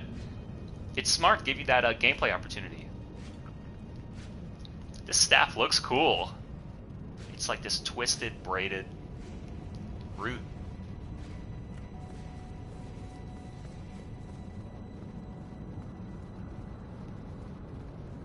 See, now I gotta figure out which way I went through. So I went around the left before. I wonder if it's not worth going around that side. Because right there they are. I just didn't come through the center chamber. I don't know where the dudes are. I think that's a pot. And I don't want this to be... Oh my god, you get locked. It's a boss room and you're locked out. Oh god. Look at this little motherfucker. Look at this little motherfucker. So what's the smartest play? Explore this? Because I can get back in here easily? Hey, remember what fucking... Oh, shit!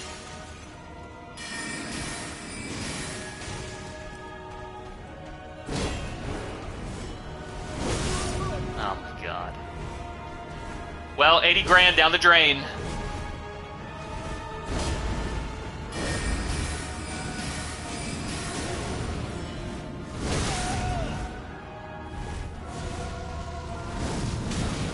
I can't believe he tagged me with that.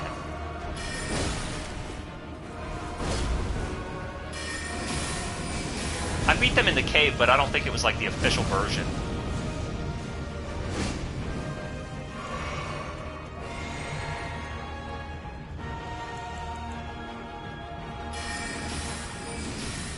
Do they only have one life bar or two?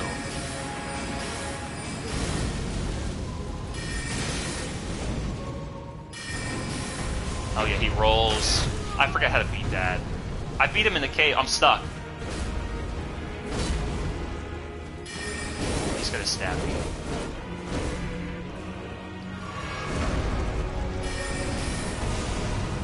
I forget how to beat that. And I'll just stay on the ground. And I'll spam magic.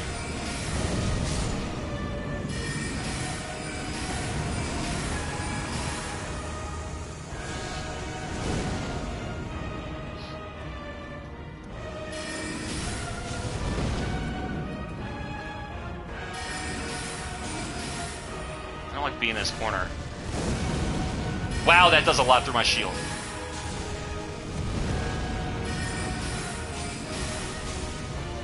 What are you doing?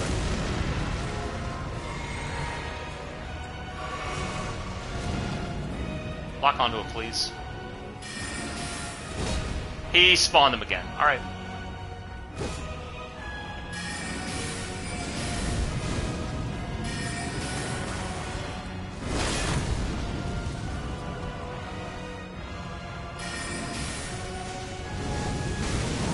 Oh, great, thanks.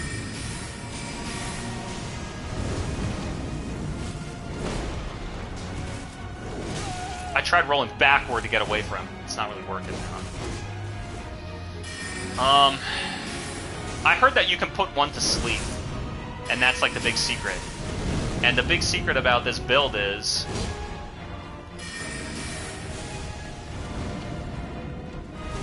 I kind of just want my fucking souls.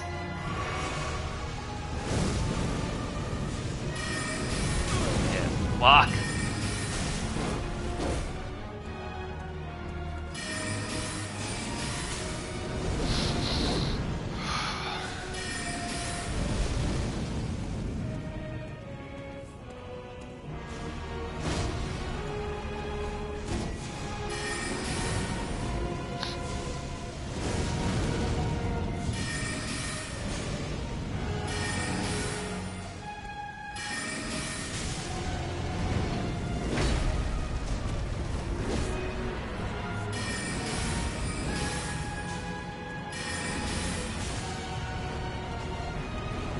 I think you gotta run. Fucking goddamn.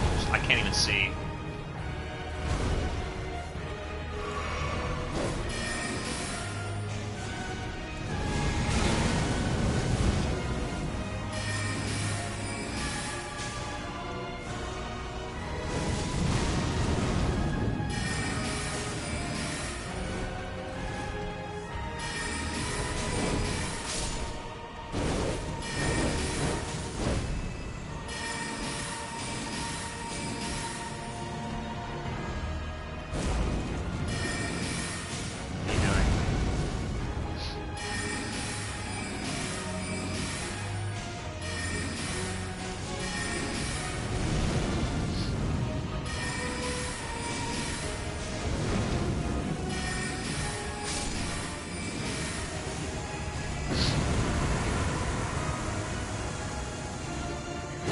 I fucking rolled.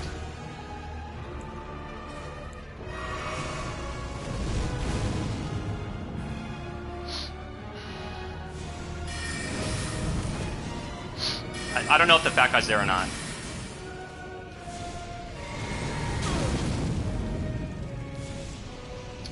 Please hit him.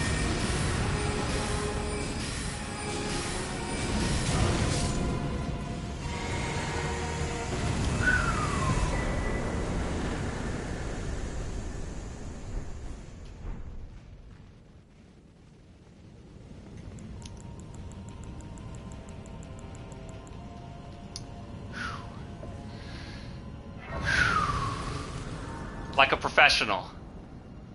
Like a professional.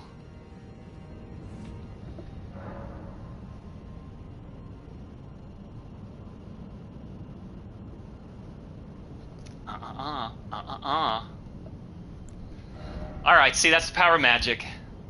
Not too fucking bad. Not too fucking bad. Damn. One level up?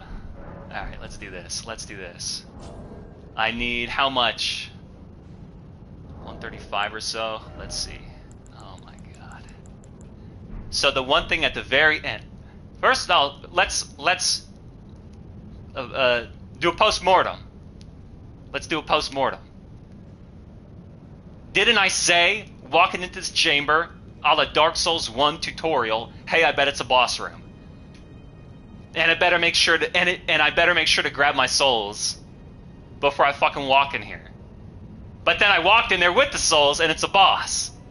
So then let's part two of the plot. I fought those guys before and it's on the channel, but I did it in the cave. So now let's do the part 3 of the fucking script. I know that the strategy for this boss is to put one of them to sleep. Well, take a guess what I fucking got. Take a guess what I got, huh? Where is it? Take a guess what I got. My girl Trina, putting them to sleep. 66 buildup. I was ready to pull that shit out, but I didn't need to. Magic came through. And what if I had not given myself 5? You can fight the thin guy, you know, pretty easily with the sword. It's not the biggest of deals. The big guy, I think when he rolls, you're supposed to start running. I think that's what you're supposed to do. I figured it out and I just couldn't remember. I will also say that's easier than Ornstein and Smo. Because this chamber, you're not getting caught on, like, imagine if you were getting caught on these things. You can get caught on some of this stuff, or you can just run through it. Also, in Ornstein and Smo, that has these pillars, the pillars in a foundation get broken. So there's no place to hide. In this game, yeah, sure, the pillars get broken, but the saddles stay there. So even if they couldn't, not only could I use them to block the fireball, you can still just kind of rotate around. And I knew it was like, you know, 6 of them and a rectangle, and I was just like, just shoot them with magic and be patient. And I also knew it would be a long fight. I remember thinking the other one, like, you know, a 2-minute boss fight, 3-minute boss fight's no problem. You start hitting 5, 6, 8 minutes in a boss fight, it's like an endurance race. So I knew it was going to be long. And then at the very end, I didn't know whether the big guy spawned or not. And I switched and was like, okay, I know I used my last heal. I just don't want to drink that empty flask. And so then I was like, do I need to drink for magic also, or just keep shooting? And then what glintstone am I holding? I think at one point I switched to the big glintstone just to do more damage. But then I was like, what if he dodges it and I miss and I'm wasting mana? So the last thing was a scramble, and I was like, I shot him, and was like, okay, you're gonna have to. When you get down on low life, you can't freak out and go, I need to run away and heal, because it's like, no, now's not the time to run away. You have to watch what he's doing, take your attacks, watch what he's doing, dodge his attacks, see what else he does, see if he gives you a moment, wait, and then heal. And then it was like, I'm going to heal, and then I might not even be able to dodge his fireball and get behind this pillar, but I got to heal. And then it was like, get off that flask and refill your mana and start shooting him. And if that big guy spawned over there, I have 2 pillars around me, and it was like, just fucking shoot him. I'm either going to shoot him or he needs to die. I got to kill this guy. So that was that. First try, clutched out. With a level 140 astrologer. You know, let's see them do that on Amazing Games quick. You know what I'm saying? What else do I need to level up other than more intelligence? As if I'm not smart enough already. Level up. 137. Well, how many? Let's see. I think they might... Oh, if you're going to sell these orbs, they tell you how much they're worth. But if you're going to crack them open... What did I just say that I needed? 137, I have 119? Well, you do the math. What is that, 18 grand? I need... How many for the runes? 50, 20, 75. Do I just do the 20 and say, fuck it? No, you can't lose them. 18 grand. What's the most efficient way to do this? Let's use both of them.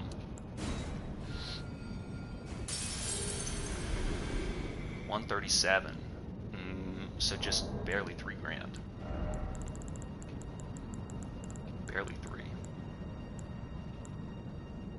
38. Let's use this. Let's use this. Let's see if that works.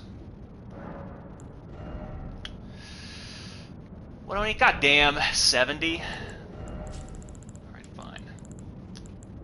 Fine. Oh, and then there's another. I guess yeah. If you max out any type of I guess if you max out any other type of item in your inventory, it just gets sent back to the box or whatever. So let's see. Where was I before? What do I want to do now? What do I want to do now? How did I walk in there? This is the chamber where I walked in, and on the other side was where my souls were.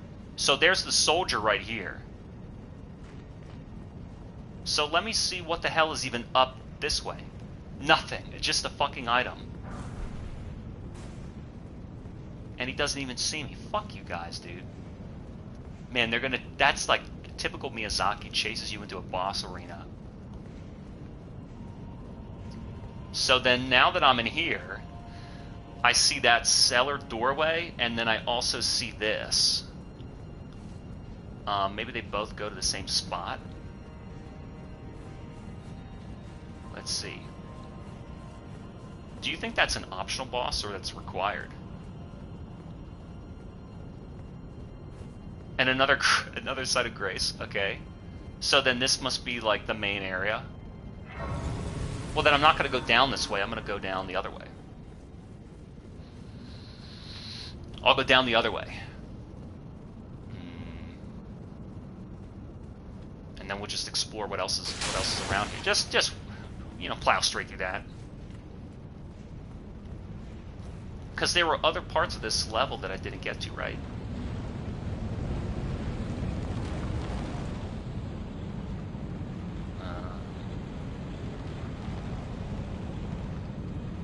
Okay, I've been down there. I've seen that guy. Hey, that's not nice. If you didn't access that area in another way, you could find your way back here. Okay.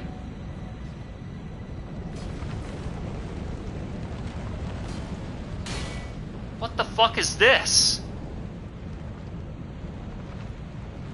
Maybe this is not an area I've been. I don't remember two guys being down here, though. You know what? Don't I have this? And then you, what do you have to say for yourself? What do you have to say, huh? You don't have nothing to say. I guess I need to drink that either. I have like a bad habit of refilling this stuff, but I'm using limited resources here.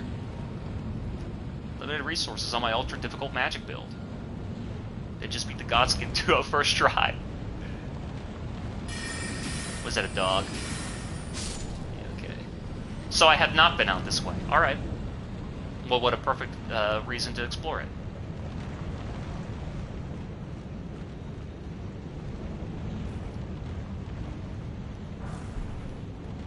I'm seeing a lot of dogs. Let's get this guy. There you go. Might be too fast. No, he's dead. Let's see. So we don't want to fall down there. Do you think you could go in there? You definitely could go in there. Damn, you definitely could go in there. This level's crazy. It's crazy, man. Oh, God. See, this is really what magic's for. It's for sniping. How are you still alive? Stupid thing. And there's dogs, right? Yeah. Look at my shadow. Look at that shadow. I think if you shoot a spell and then lock onto a guy, it'll try its best to, like, trail and follow it. No. How do I want to get out there?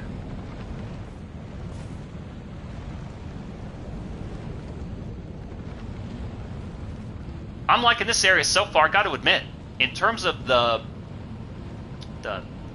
level path and the combat, it's nice. It's like, you know, you got to take the enemies seriously. I like the color scheme. It's somehow bright and dull at the same time. I think that's really cool. Oh, fuck.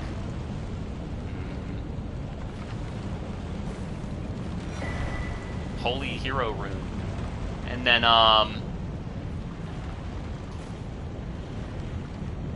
yeah, there's like a lot of branching paths where you can... It's not so... Here's the thing. What I'm not over the moon about with this game are the actual open world areas. And just, you know, finding my way around like a grassy swamp. That's not really that exciting. But when you have interior areas like Stormvale or Raya Lucaria, and some of the spots in... Well, okay, so the indoor areas. Those are built exactly like the castles from Demon Souls and Dark Souls, and they really showcase From Software's epic level design. They really have a keen eye for paths, and they know how to interconnect everything. Some of the outdoor areas that I do like would be the little church town in Consecrated Snowfields. I like that area. And I like this area because, and I like that graveyard outside of Raya Lucaria, the blue one, because even though it's outdoors, the walls are not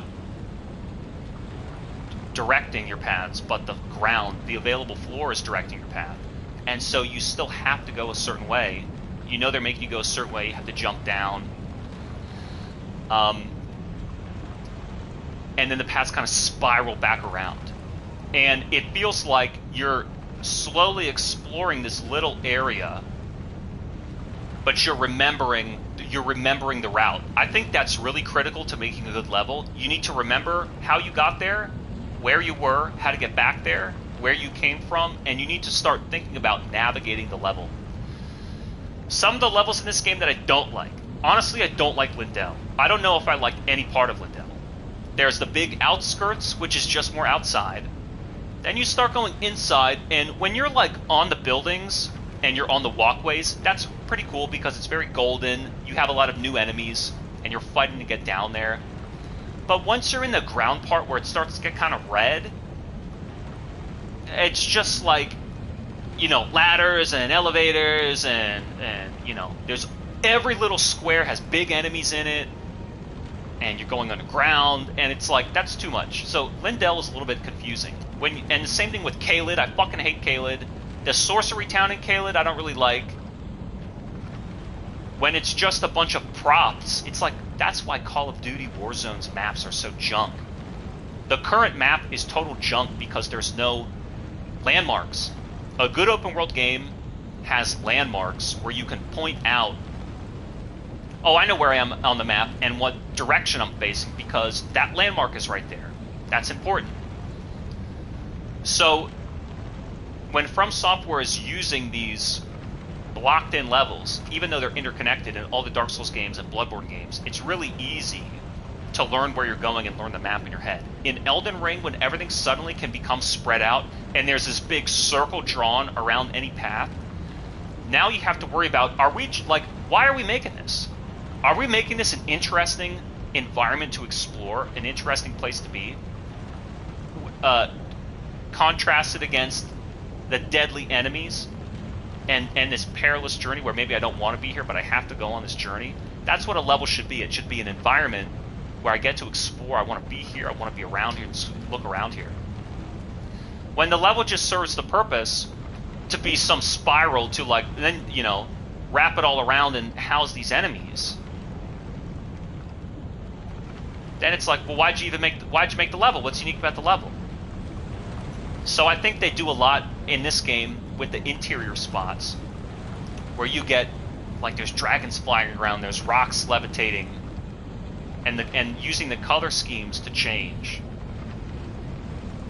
And then it's not just this open plain and a couple paths. You feel like you're in a different area and you want to explore that area. So Stormvale, Raya Lucaria, and this have stood out to me as being like nice levels. And the same thing with those underground levels with the starry skies. I don't know what they're called. You go underground, you know, this one, Worshipper's Well, Below the Well, you know, Necron, and what's the other one? You know what I'm talking about, right? What do you have to say for yourself? Okay, that was not good. Wow, that was almost terrible. That was almost a bad time.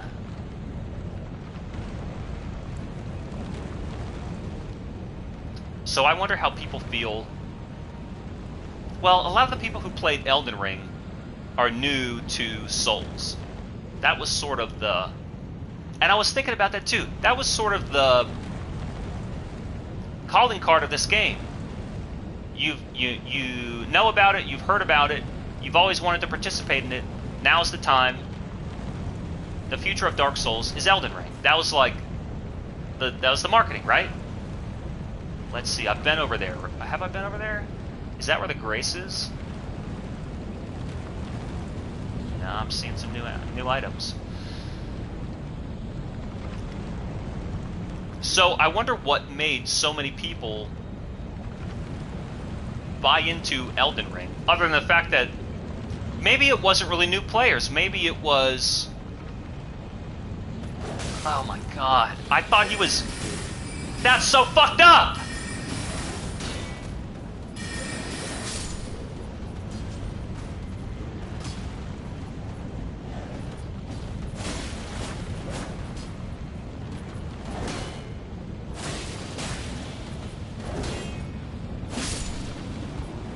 That little bastard looked like he was dead, and it made me think, did I kill that guy already? Bam! Ambush! And then he starts waking up. It's like Saw. He's been in the room the whole time. Spoiler alert.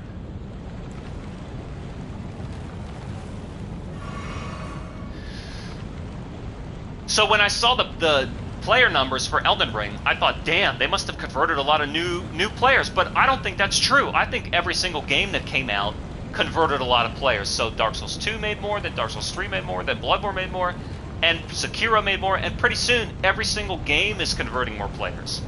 And by the time you get to Elden Ring, well, I mean, shit, we got 20,000 million players. So it wasn't that Elden Ring had to be this big converter. It was that From Software's entire catalog, every single game was converting. But one thing that differentiates this from Dark Souls 3 is Dark Souls 3 had a huge co-op scene. I mean, Dark Souls 3 was streamed all the time. People were speedrunning that game all the time. People were co-oping that game all the time. And I think Elden Ring tried generating, like, I don't know, a PvP scene. I don't know how that is. I know when the people were early in the first year of the game, people were finding the speedrun techniques for the game. But it maybe it, and then it sort of hit a couple points where people found the tricks, right? There was the zip, and then there was the riding the horse, and then it started to be, if these are all the tricks we're going to get, we'll start doing like different categories. And then I think Elden Ring speedrunning, the popularity went into the categories. I don't think I could survive a drop there, so I'm not going to try. I think you got to go up around that way.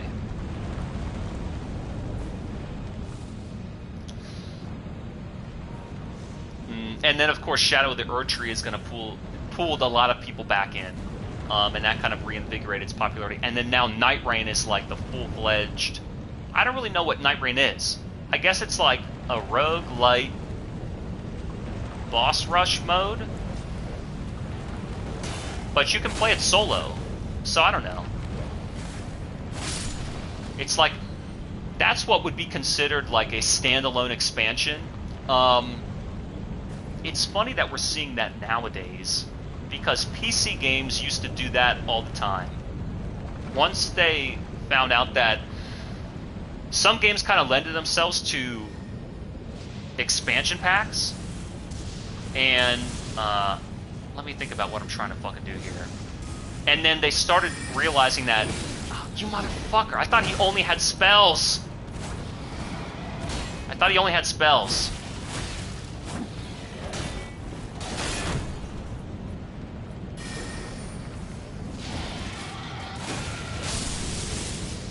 enemy had spells.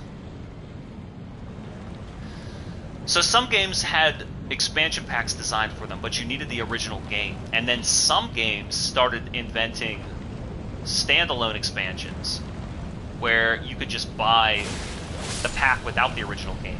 And it was like a totally different experience. So that seems to be what Night Rain is. Night Rain is like, there's pre-made classes, but I think you still get gear and level up.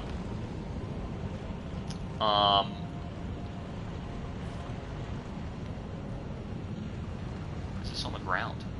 Is this a weapon dropped by the enemy, or is this supposed to ordinarily be there? And then it's like, what, a boss rush sort of mode. Now, if I drop down here, there's no going back. Is there? Well, you can go up. I'm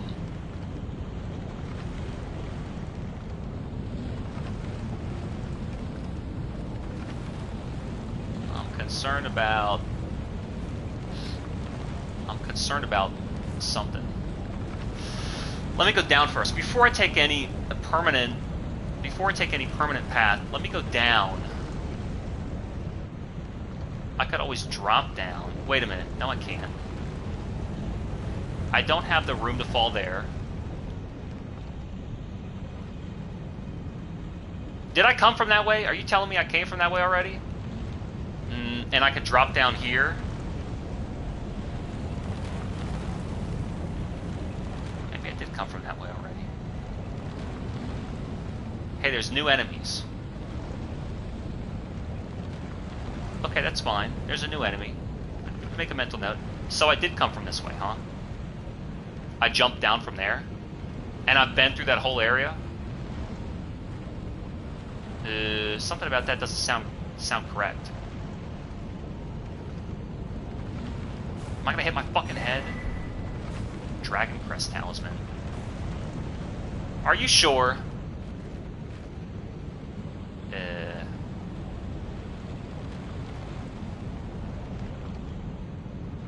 I mean, I guess it wouldn't hurt to fucking explore. I think you're right. I think I did come from there. Let me do this. Let me make the bad decision to fight this guy. I mean, why are they standing here like this? I rolled. I like that stab. Eviscerating him. Just enough a hit stun.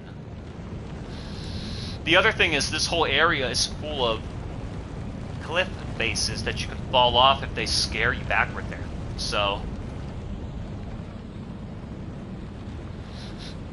and I still never explored the area up top with the Site of Grace. I kind of dropped all the way down beyond that. Let me see if I can, you know, you walk into a new zone, you click R3 to see if you can lock on. I see one guy there. I see one guy there. He's a big guy too. He's a tough guy.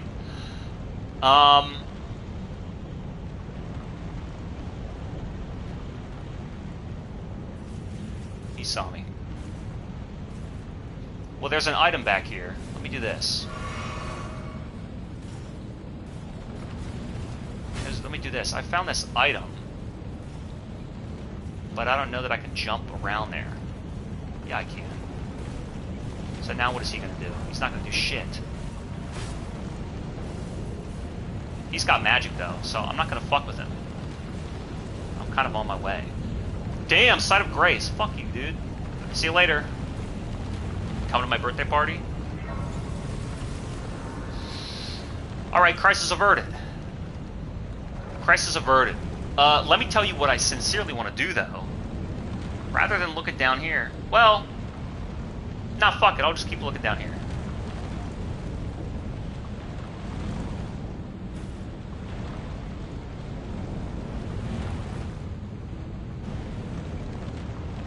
This area is nuts. We got some birds. Oh, Stormveil Talon Claws. Talon Claws.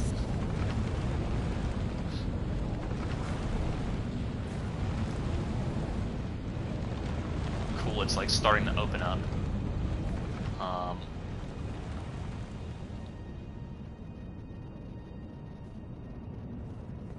If there's no lever for that elevator, it might go up and down constantly.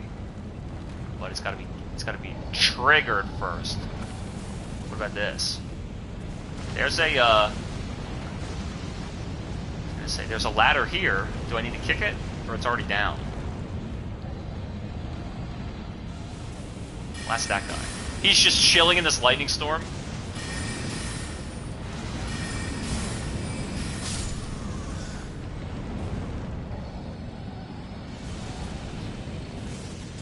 I will admit there's a lot of cool like side paths that you can take. Little side sections that might have an item hidden here and there. The problem is the items are gonna be like throwables or consumables. Well, that dragon is just fucking everything up. So I have to just drop down now.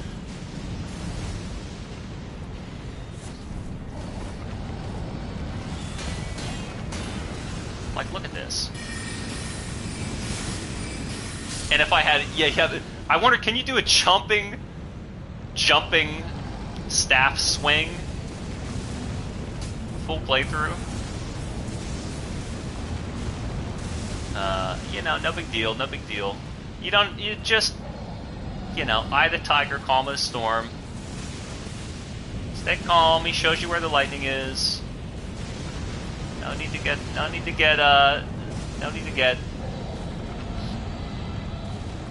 afraid. The main thing is going to be shoot these birds.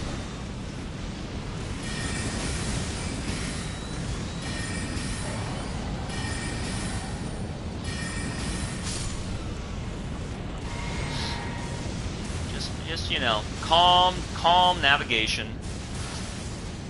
Nothing doing. Don't overextend. Ow! You little... Why did they unlock? I'm trying to lock.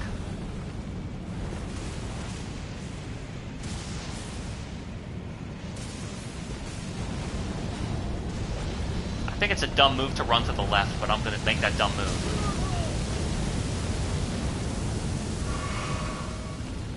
I'm gonna make that dumb move.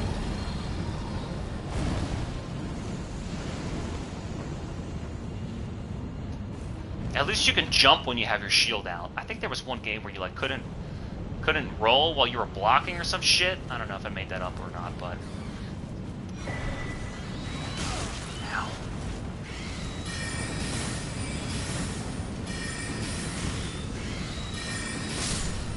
Where's the other one?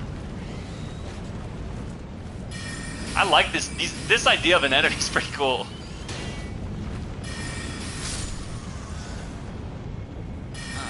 You got a little friend here, huh?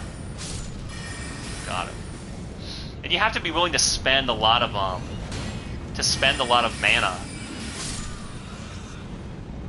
That's why I don't understand. They think that like you're gonna play as a sorcerer character, and you're gonna have no clothes, no health, a lot of mana, and you just want the damage.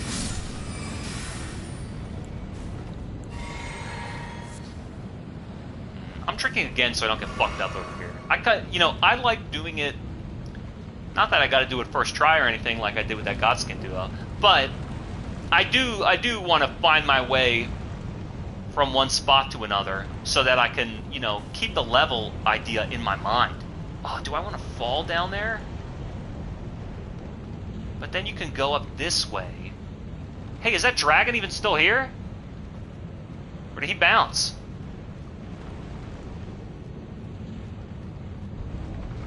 Oh, he comes back? Shit. What's up there then? I hear him smoldering.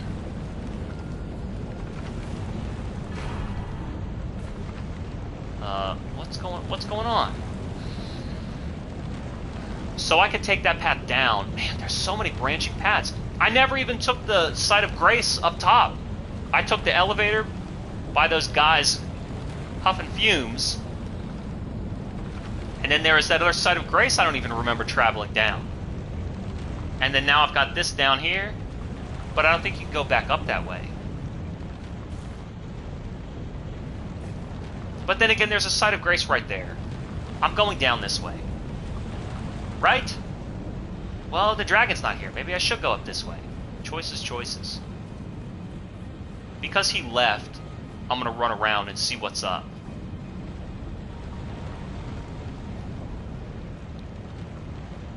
Maybe it's just one small path.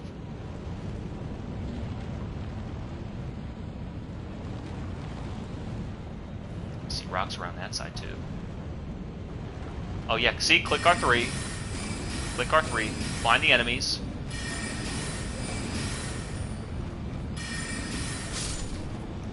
See?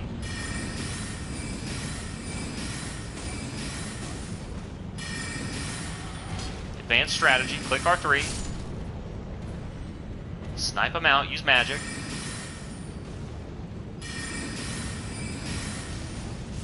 Use magic. It's not cheating. It's being smart. That's why that's the intelligence stat.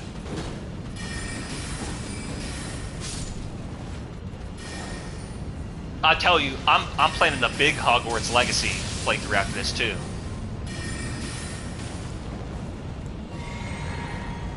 Shoot him again. He's gonna dodge. He's gonna waste your mana. He's gonna dodge your spell. Don't be tempted to pull out the sword. Just keep blasting. Don't worry about how much mana you waste and how many bullets you miss. Don't worry about that. Just keep spelling. Mind your P's and Q's. Who else is up here? Another guy. No big deal. He's gonna hop himself off a ledge. Don't worry. Don't worry about getting hit there. Don't worry about dodging. Don't switch to magic. Don't switch away. Don't switch to melee. Keep using spells. Don't listen to everybody making fun of you. I was gonna say, I swore I saw an item down there. The contrast is hurting my eyes, like I'm staring into the sun.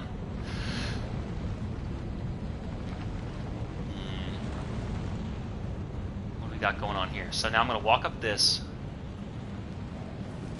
And he's gonna do this. He almost hit me off. It's no big deal. I'm gonna shoot him like this. I'm gonna shoot him off. Okay, you're gonna have to block and heal. You're gonna have to kill him. You're gonna have to heal again.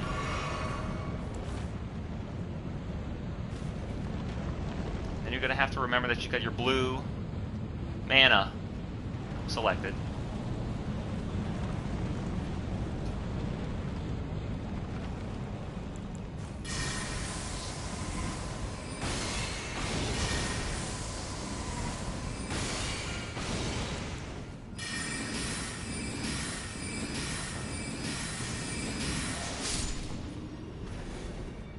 Blue mana, still selected. Perfect selection.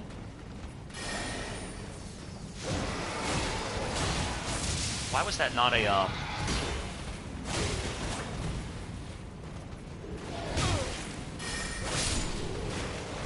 at least gonna pick this up. You better fucking believe I'm at least gonna pick this up. I think there's two guys. Oh no. Alright.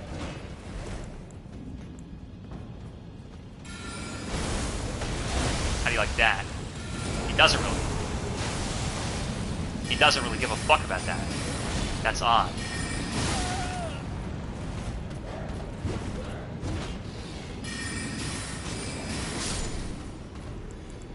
I guess those guys, I don't know, that's kind of weird. He was like strong against, he was kind of strong against rock magic. Usually it's not for damage, it's for, like, staggering them.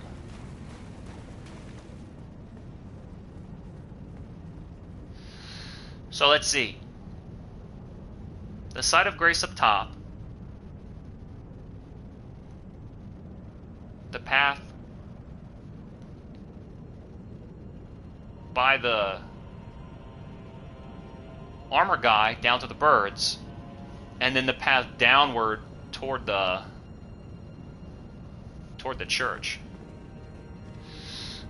Alright, no big deal. Just stay sharp, that's all. Just stay sharp. I mean, I am a level, 145 astrologer. Is that it for this spot? And this weaves all the way back. So I've been getting a lot of bell bearings to buy particular things. Now, what's interesting about Farum is you can access this area early. You can access this area early because you can use the blue stone sword key. So I wonder if those bell bearings are critical for like maybe buying somber stones to get a quick level up on your weapon. Now look where I am. Where am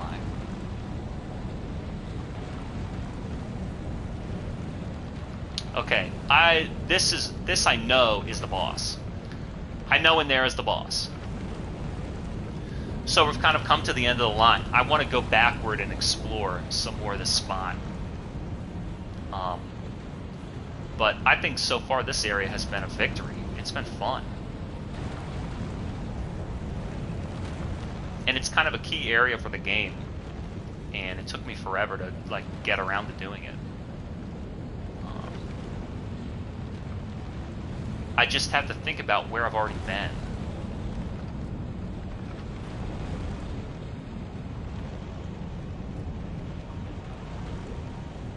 See, like, look at this guy.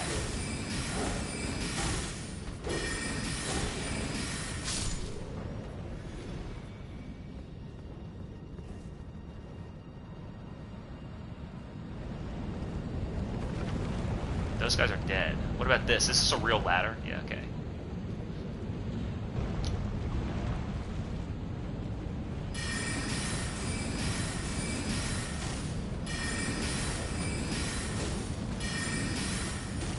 I guess you could wait until they sidestep before you shoot them.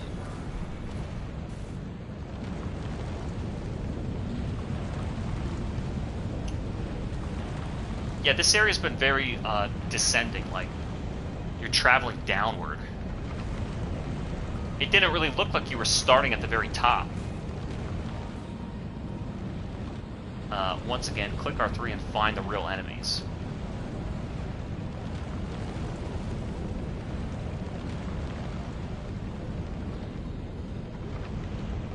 Because I'm remembering like a lot of spots in this area where I just walked past everything. Evaded, huh? Why don't I make sure at least get... Oh, fuck. That was so stupid.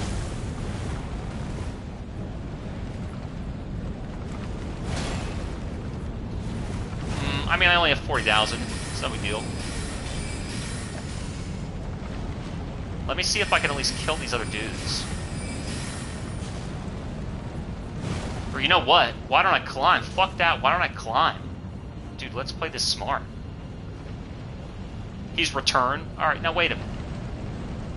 Now wait a minute. He's returned to his fucking world, pussy. Let's kill these guys first.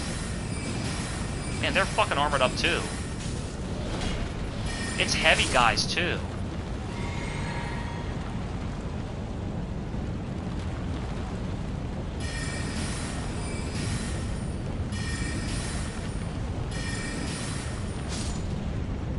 And what about this guy? I can't hit him from that far? Alright, he's just gonna block through his shield. Alright, now we have a real fight. Now we have a real fight. Or did he want to return and never return? Give me that shit.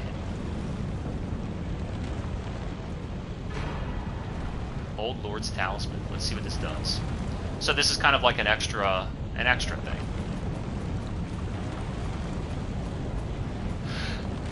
What am I looking for here? Talisman. Oh, Lord.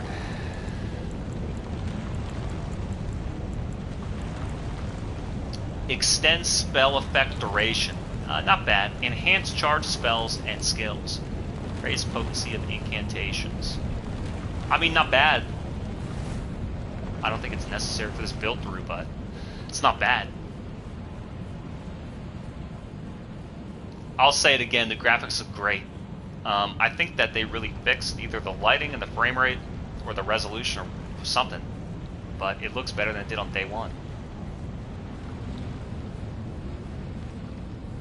So that was just like a short detour with an invasion. I wonder if it's marked. I can't see where I am. I wonder if that invasion's marked. So Farum is like super far away. So that's there. I wonder if it's worth just like working my way back down. How do I want to tackle re-exploring this before I go up here? I don't want to go up there. I know that's where the boss is. So one thing I'm going to do is I'm going to start warping. Dragon Temple Rooftop. Let me do this. I want to find where that dragon was, and then I'm going to hitch a ride down. Yeah. Watch this. Oh, and I gotta remember these fucking birds are. Alright, let's do this. Now let's do that. It's just easier.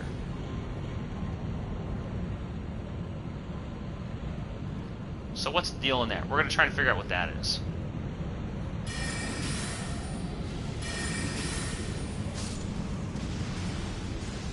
I'm gonna go down.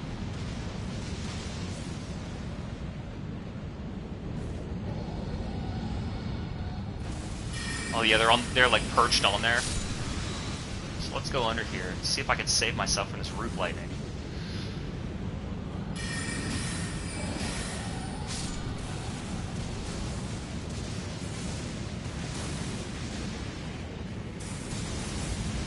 And I'll keep looking for birds. And then I'll try and make this guy go away.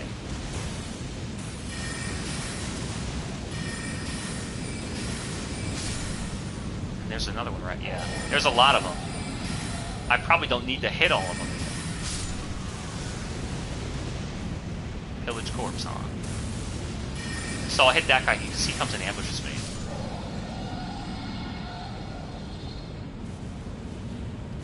So usually that would be the type of thing I would do, like, just off-stream to, if it takes more time, like bosses or dragons, the cave areas. I don't even know if I want to go in.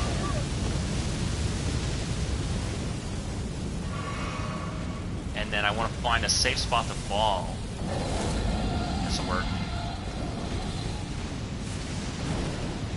Fire materials. Hey, that's something I actually haven't seen so much in this spot, is like what type of unique craftsmanship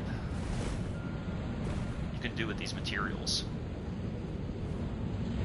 They're like, the area's kind of dead. They're not having you pick up those red flowers like they have every other damn spot.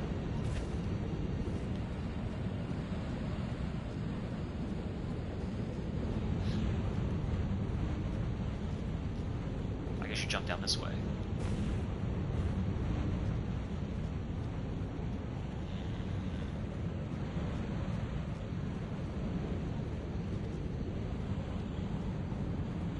What the fuck? What am I not seeing? There we go.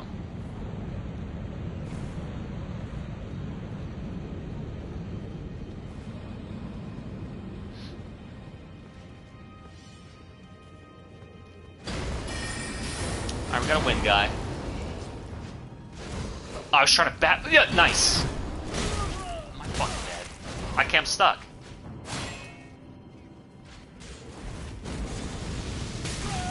Am I dead?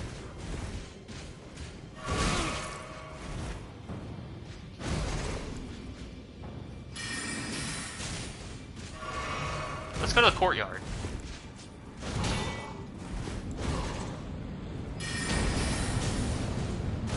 So is he powering up when he does that wind thing, or it's like if he's choosing to?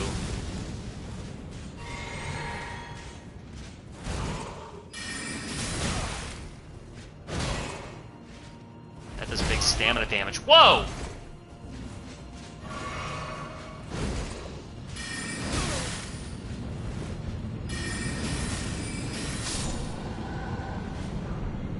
That is called Banished Knight Gauntlet's pretty good. Banished Knight, another kind of instance where you may have to trade a little bit.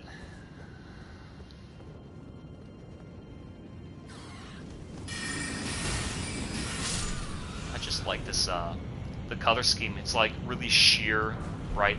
Yeah, kind of like Canehurst, but Canehurst was so dark because it's at night and it's very bluish. I like that this is almost gray and white. It's almost black and white. What about you? Just get down the ladder, please. Dude, the whole strategy was climb down the ladder and let him fall off. Fucking goddamn. I mean, shit, get the lead out, dude. Where the fuck am I? Well, that's $75,000 gone. Alright, no big deal. No big deal. We'll just do it again. It's not a big deal. Done it once before, we'll do it again.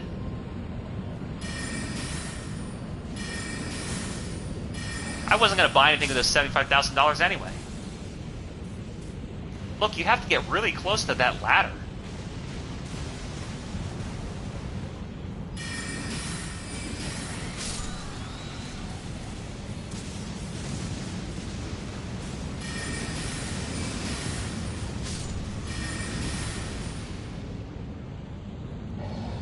Yeah, there's that dragon in, I don't know where it is. I don't know, Lindell or wherever. That's also Blast and Lightning. And you know what other guy didn't go back and do? The Rampaging Bull. See, there's so many areas. I think that, like, Altus Plateau and Lindell are kind of whack. Because they're kind of like big and long areas that are just these wide open spots. Not gonna hit him? They're just sort of these big open spots. They don't really have any type of landmarks or anything. I guess Lindell City is supposed to be like a real big landmark, but...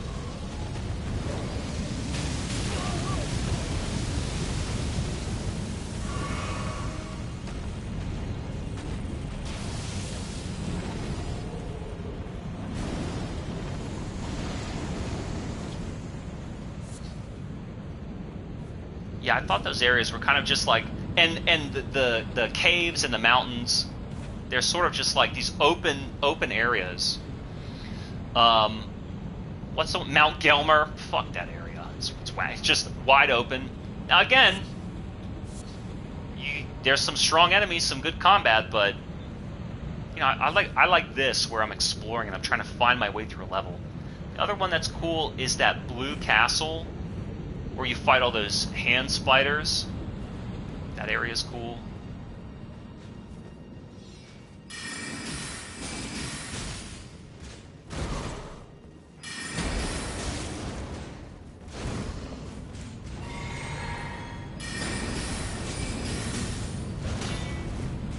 I kind of don't know how to roll against him.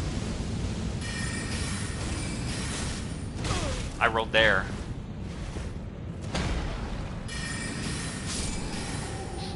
Alright, look, better. Just keep my distance. Watching out for that strike.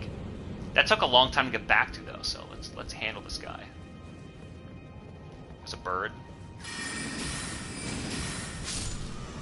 Yeah, but where's my stuff? Where's my stuff?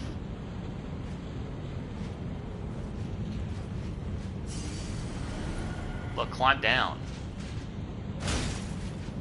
He doesn't even fall off. Come on, man. There you go. He can probably climb back up, though.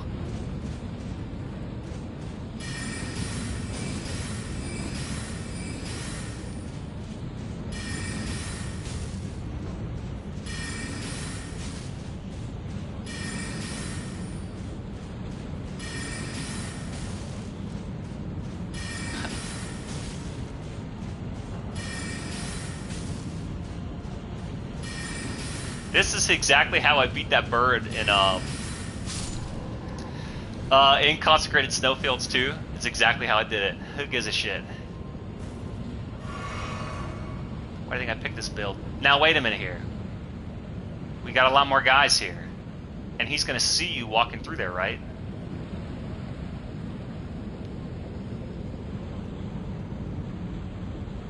Yeah, you can't open a chest while you're crouching.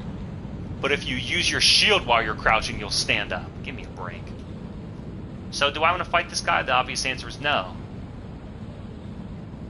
And I wonder why they made them, like, spawn standing in and not looking at you. Don't they... Do they want you, like... Don't you think it's kind of weird? Don't you think they should be on patrol to see you? Or don't you think that they should, like, be looking at you to spot you somewhere? It's kind of funny that they're like, that's okay. Like, we want to give it to you that you're not gonna... They want it to be like an... If they wanted it to be an ambush where you run away from the first guy and hit the second guy, he should be standing right there looking. He should be, like, leaning against the guard post or whatever. Now, what the fuck is this? This is still a new area.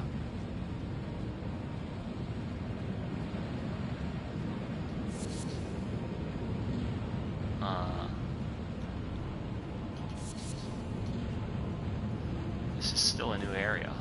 Okay. Don't look at the souls. Never mind the souls. I mean, I guess you could teleport out, but what are you, a pussy? Okay, someone is fighting someone else.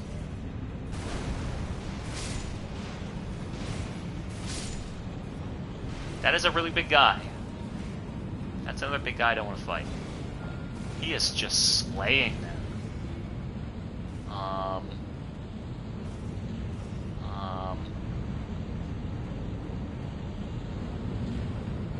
94 souls is a lot of souls.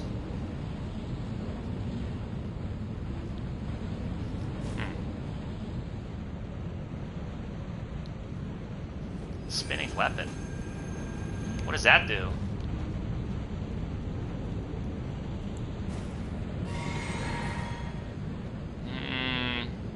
What do you think is up there? I could spend my souls and then see. Sometimes it's not worth fighting all these dudes.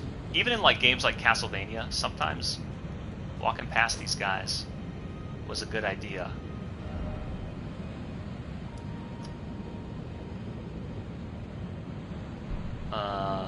What am I gonna do here? I think that I'm gonna warp out and I'm gonna come back. Is this thing still here? Here's what I'm gonna do. Because that guy's gonna fuck me up, and I don't know what's beyond him. He's gonna fuck me up, and I don't know what's beyond him. Beside the Great Bridge, the Great Cathedral, Temple Altar. See, there's a couple areas I still haven't done.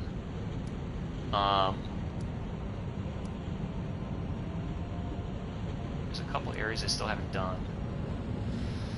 Let me think. There's the big Site of Grace with the parapet around there. Fuck this. I'll tell you what I'm gonna do. Fuck this. I've made a decision.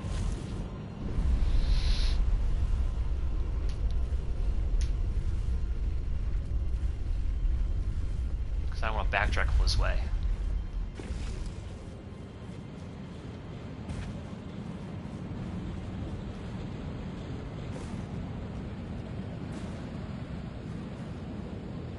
I'm gonna use stealth.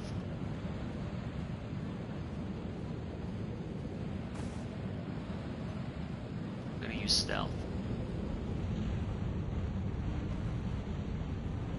I think he's looking at me.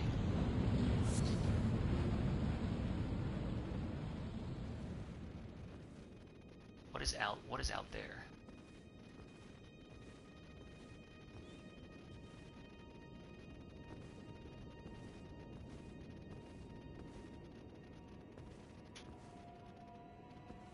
I'm gonna use stealth.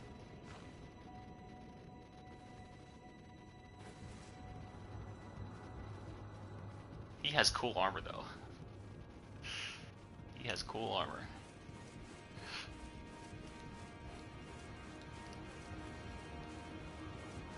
And so then what? Guys in this game don't climb ladders?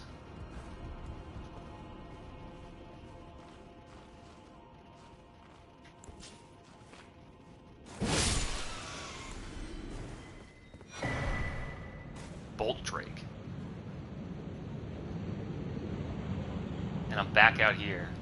Okay. Let me take a look at this. Can I? No, I cannot.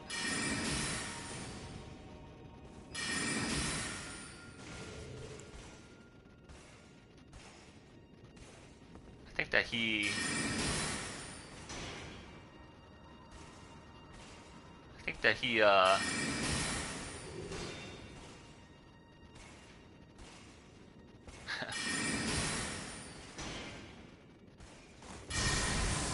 I don't know if that's gonna work. Yeah. Alright, it's something to do. It's something I could do.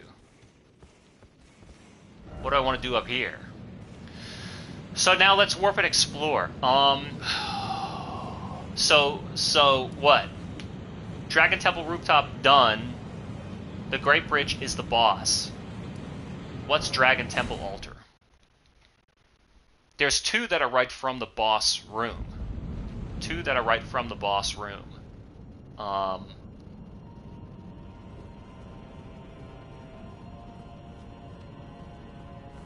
Wasn't this a split path?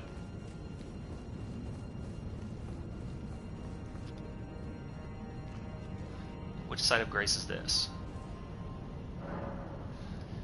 Dragon Temple Transept. What is that? Dragon Temple. And so I never went through there.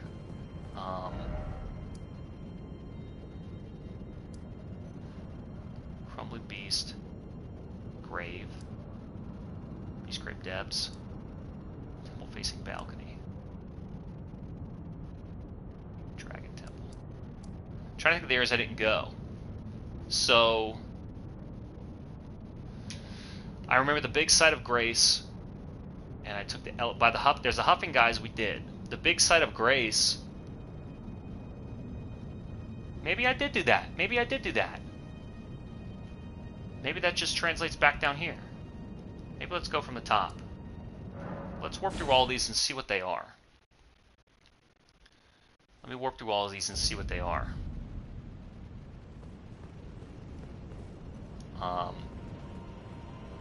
This is after the dragon.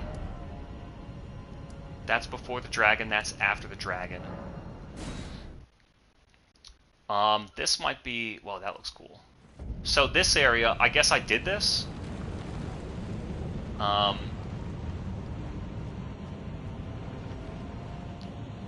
Yeah, okay. Okay, that's what I was thinking.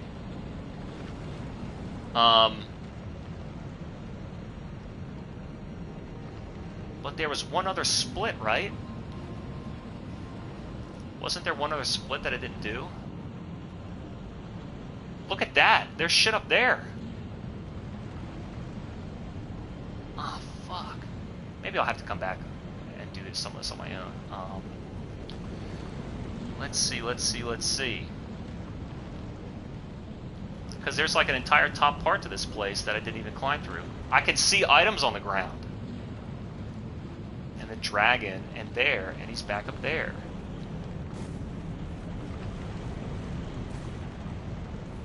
Was there anything through here I didn't do? I mean, I did... Let's see.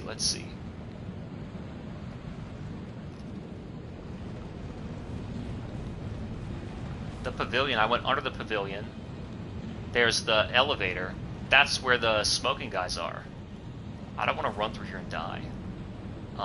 I don't think you go up through that part. Man, but you can see a lot of items through there.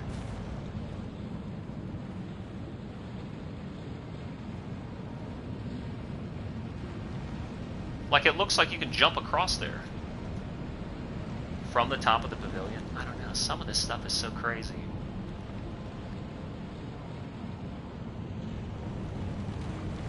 Let me explore.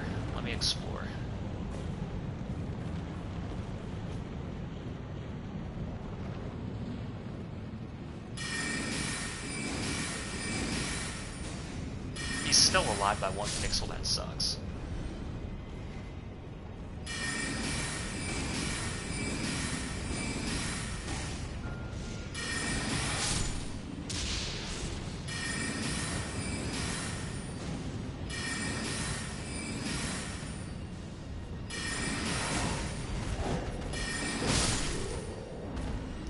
Drop something? No.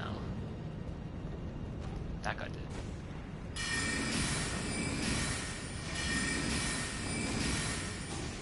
I like the sound of the spells in this game. They're like glass.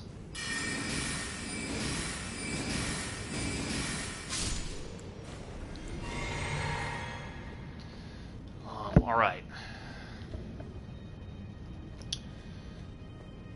Let's see.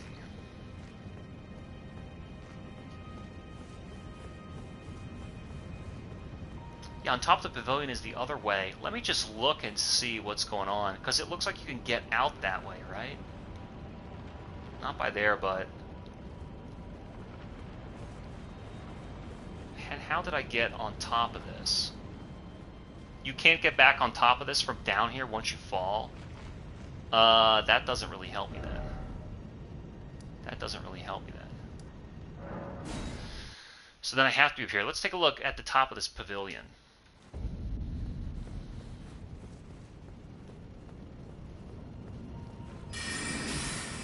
I'm pretty sure I explored everything out here, but...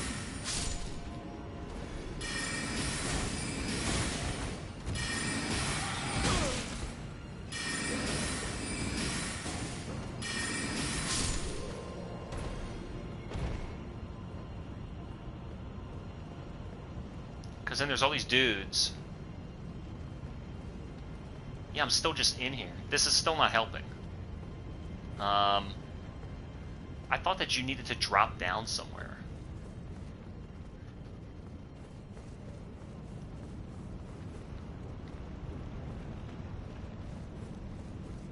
Where was that,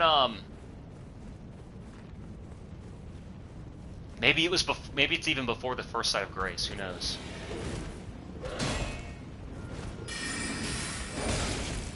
I hate those guys. They go through your spell.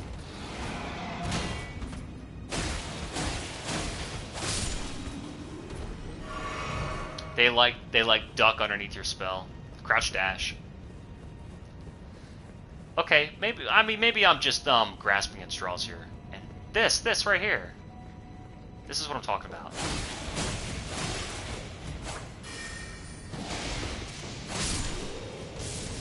So there's no other way to get back up there.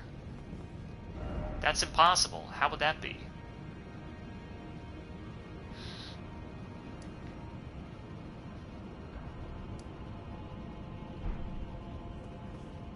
To get on the roof of the pavilion to see if I can jump. Fuck. Really?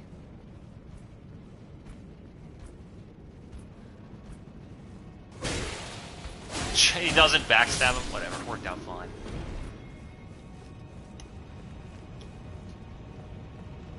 And that's a dead end.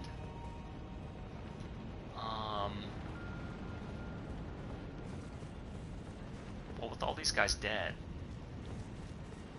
Because you can get onto the roof. You can get onto the roof, right? But, I mean, I've already been on there. But look at that guy. Look at that guy in the corner. He's still got an item.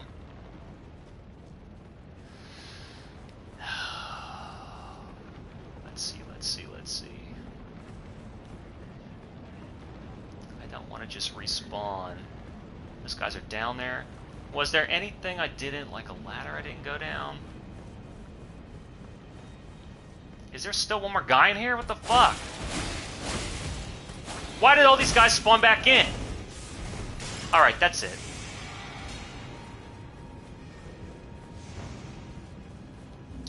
What the hell's going on here? I got 110 grand. Alright. Let's reset. I gotta think my way through this level.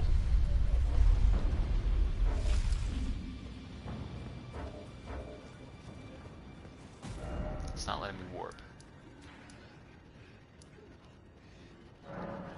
Let's just go here. Let's just say I've done it and I missed it. Let's just go here. I know that there was a spot that I did not do. I know there was a spot I did. I remember coming over here, doing all that.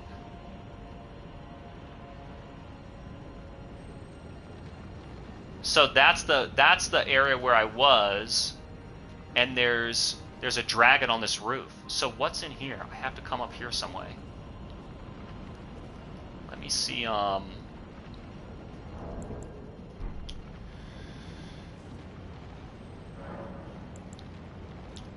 much do I need to level up? 39.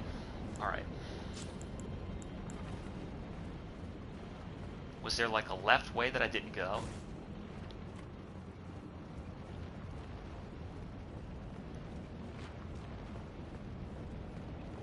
Was there a way I didn't go?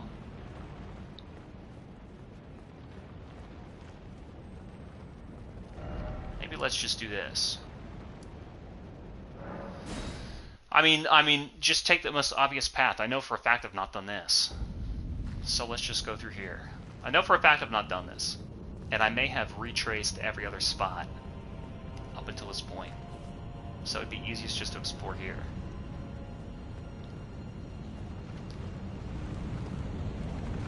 Are you shitting me? Are you fucking kidding me?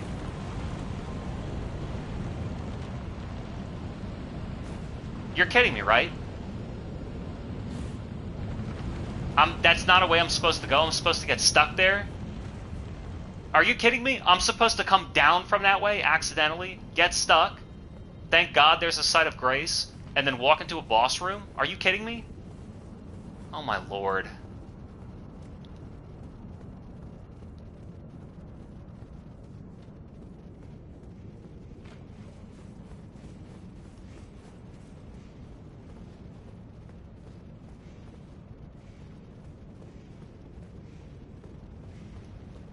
That guy's there, but I know there's a way I haven't gone.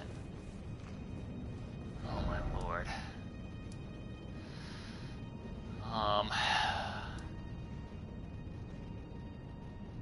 Maybe I'll do this again.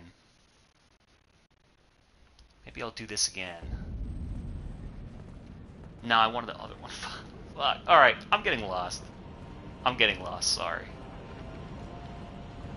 What am I missing here?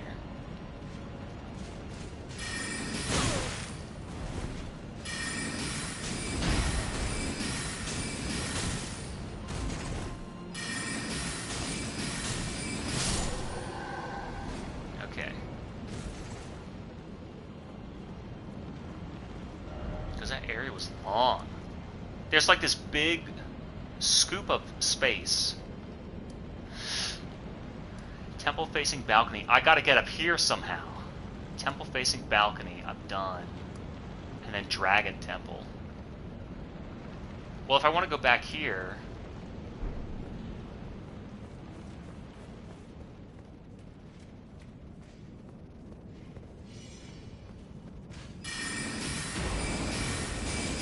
Fight this dude real quick. Please don't die. I have no stamina.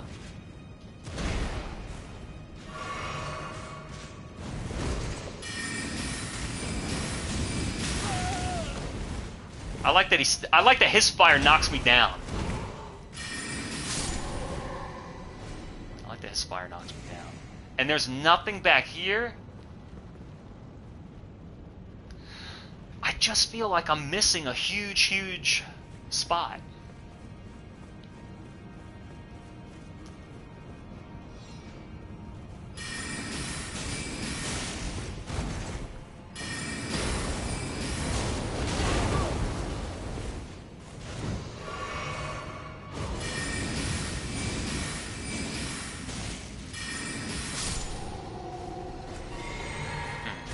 That almost walked me off a cliff.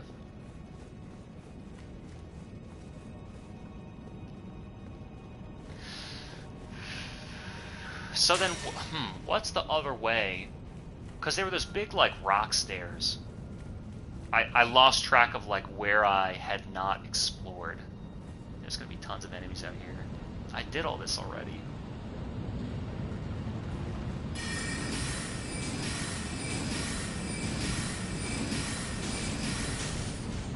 I don't even know, like, what's back here.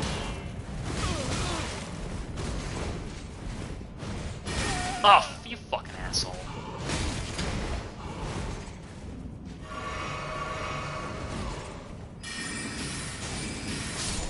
It's kind of really not that hard when you could just have magic and run away. Banished Knight's Greatsword. I bet that's sweet for another build. Now I kind of forget. I just remembered that there was like... I think it was going through here. There was some spot that I didn't do. There's a guy right there, right? But there's no more gear or anything that I haven't gotten. Remember the path with the dogs? Where I was waxing philosophical about how great the level design was? That's where I want to get to.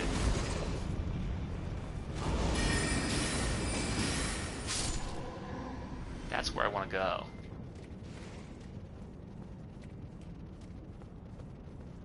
That's not really anywhere.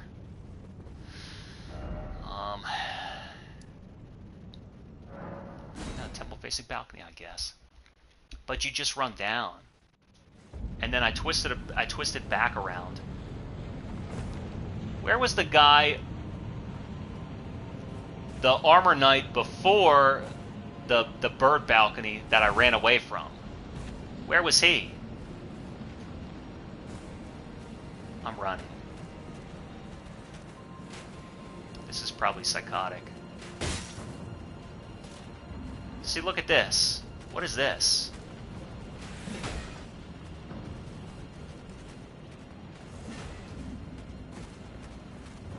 See, look, this. Hey, you can fall down there. Let me fall down here with 120 grand. I've been down here already. Shit.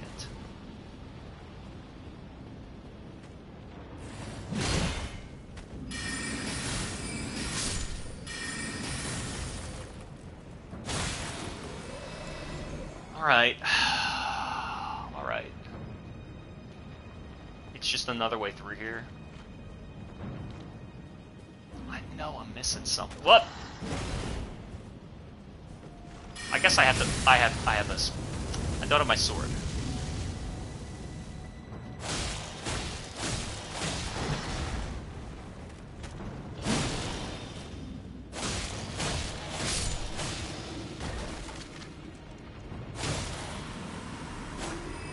Alright. I've been through here already. Fuck. So I don't know how to get up to that top temple. Maybe you have to beat the boss first.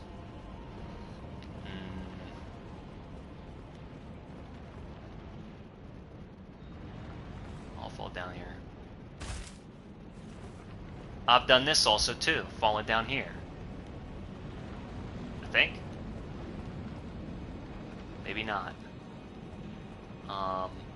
Because I know I went to the... I reached the site of grace and I jumped across. Hey, here we go. New area. So we'll figure it out. Thanks.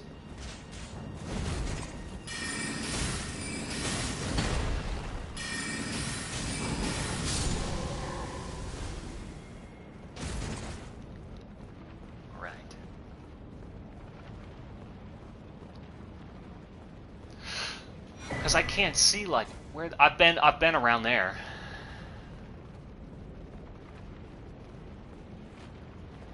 Maybe I just didn't come around that wall.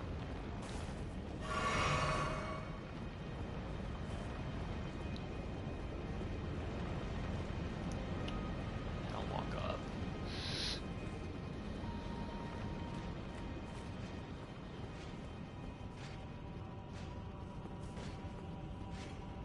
Oh, there's a shitload of dudes. Alright, we're gonna draw him out. Like this.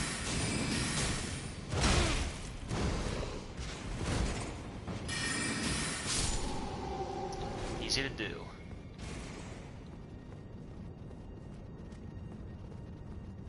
Yeah, I like this kind of like copper color tone. It's copper tone. So there's one guy.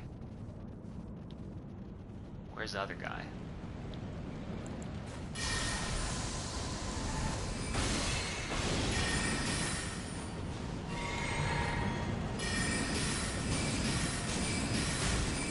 I hate how they learned how to jump. Where'd you learn how to jump? Manstein's greatsword. Thought I heard somebody else. Thanks for not locking on. They do look like the guys from Dark Souls 3. No, shut up!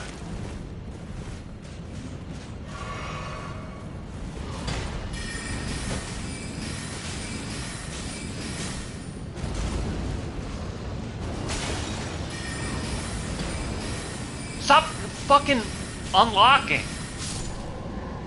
I don't know why it's doing that. I'm not clicking it. Azula Beastman.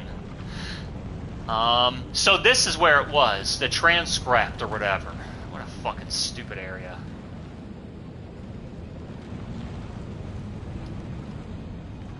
Alright, just stay on your toes. Just stay on your toes, you'll level up in no time. Or is that it? So that's one mystery solved. How the fuck do you get up there then? Look, there's that spot where my fucking head is. How the hell do you get up there? And there's all these items with these guys. So that was only one spot.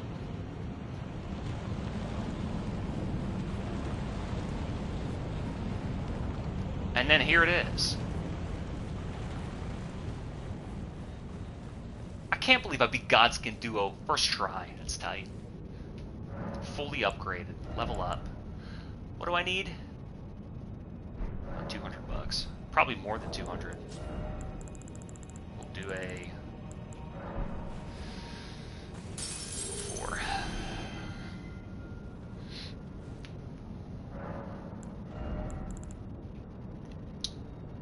What?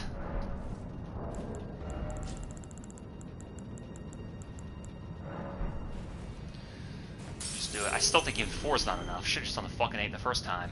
Damn it.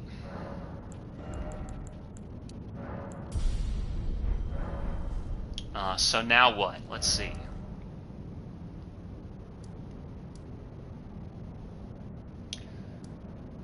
So there should be some way to get up here. I just don't know about it yet. There should be some way to get up there. What about this balcony? I mean...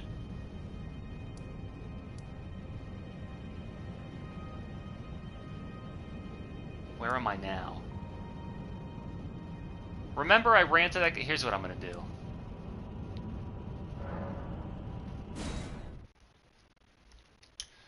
I ran to that guy. Let me get my sword out.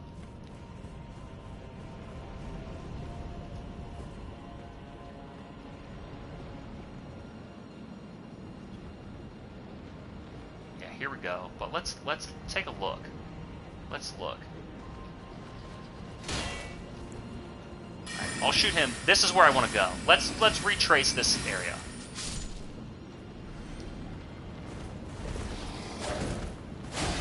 Lock on would be great. A lock-on would be great. Let's retrace this area. And I almost don't even want to do the whole thing. I just want to run. Damn, $2,000 already?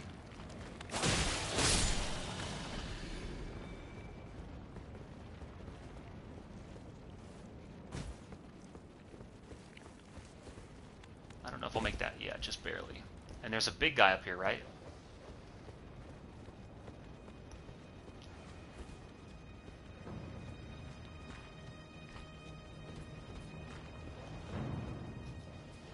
I don't know if he's chasing me or not. So did I ever do this? So here we go, here we go.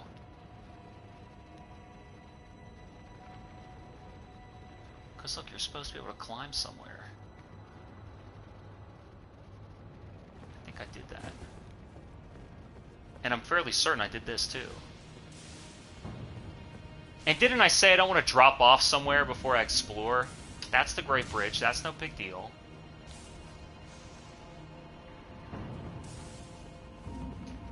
I'll tell you where I want to go. Can I jump back up here? Yeah.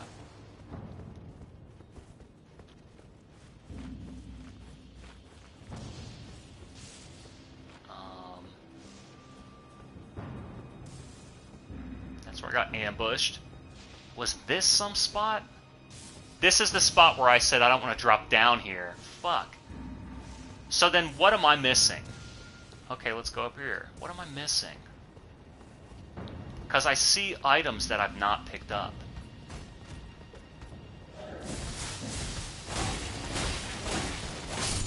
Yeah, it kind of looks like Dranglaic a little bit, almost.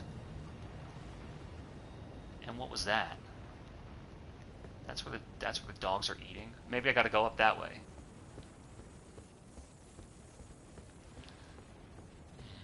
Whoa! Hey, this is all new.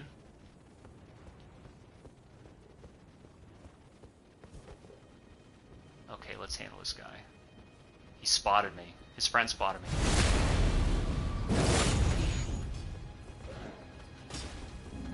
So he's on the other side of the ambush. Whoa! You're the fucking ambush.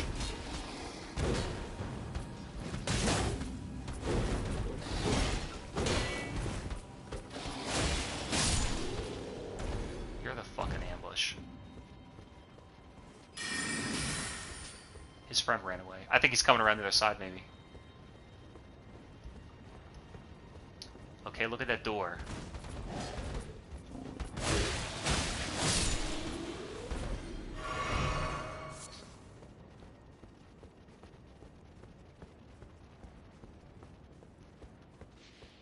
Let's look at where everything is.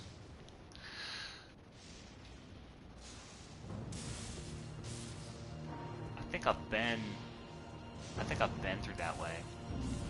That's a great bridge.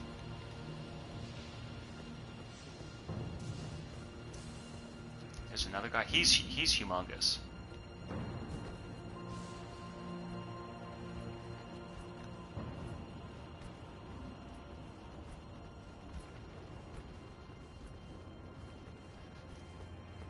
Let's look at this. Because you find the stone sword key with those dogs. Was lost with use. I think this is a shortcut that I saw earlier.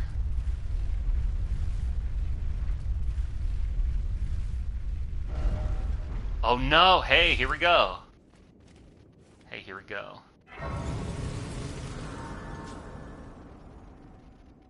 So then let me do one quick thing first before I go there.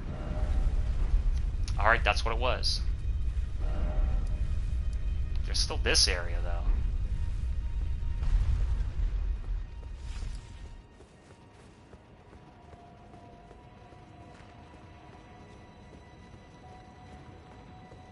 So what is this? Can I climb this?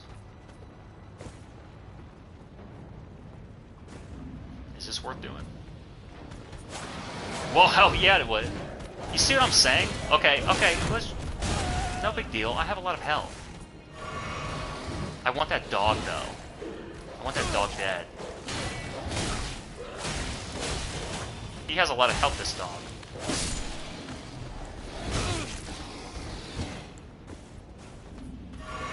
First thing I'm gonna do is this. Grab this.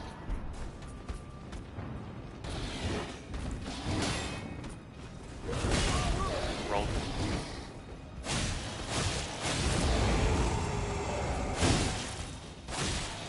You don't bleed?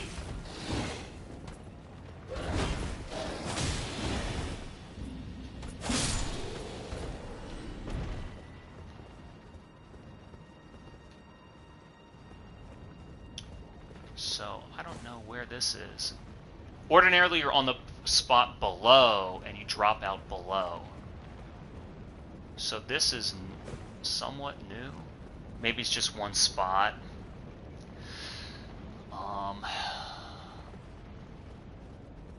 What's over here? That's the Great Bridge where you can spawn in. That's the real boss. And that's where you're ordinarily... So that was just one little thing. Okay, but it's still something. It's still more of the spot explored.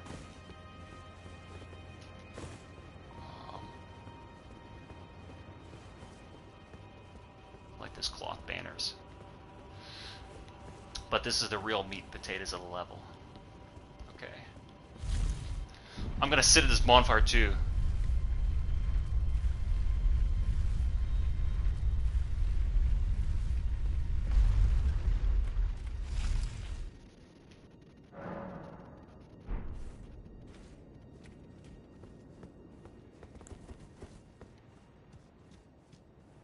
There's always these little corners that have kind of nothing in them. Oh, they're gonna be skeletons, though, that respawn. Well, okay, maybe not. Maybe he's gonna be a little bitch-spade sorcerer.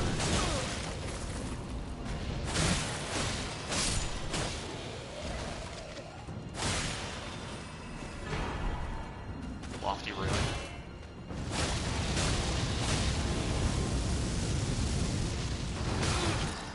I saw the one guy swing at first.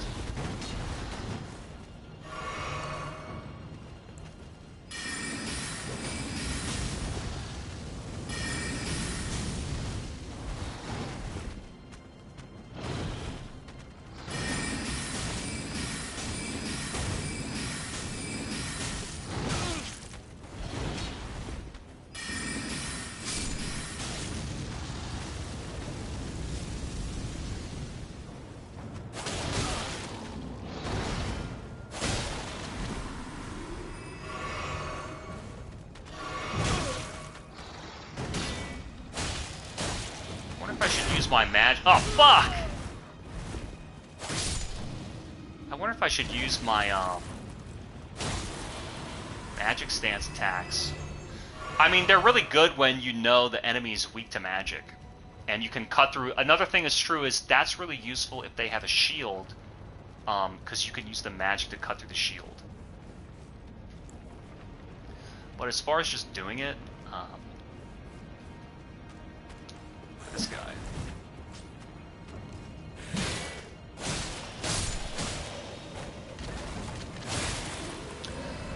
I think I want to go down these steps first. He's like camouflaged in here. I hear a dog.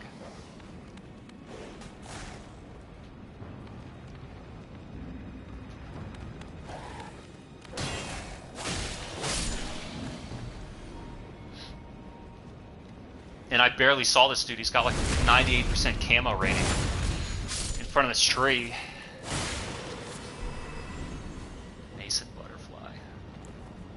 Actually, I'm gonna keep the sword out. See, look, I'm just like fighting sword and shield by this point. You kind of have to. In some areas, it's just the guys that are too fast that can dodge your magic. It's like not really worth fucking with. It's not really worth trying to hardcore magic main. Whoa, let's look at these two. Let's look at this guy first. You're just all gonna stand there, huh?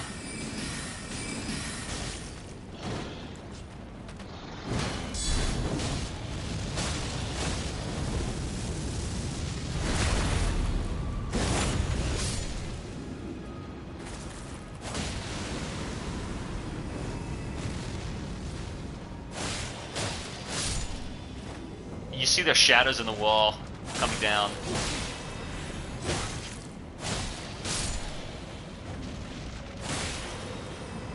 Is anybody else? Who's just the one?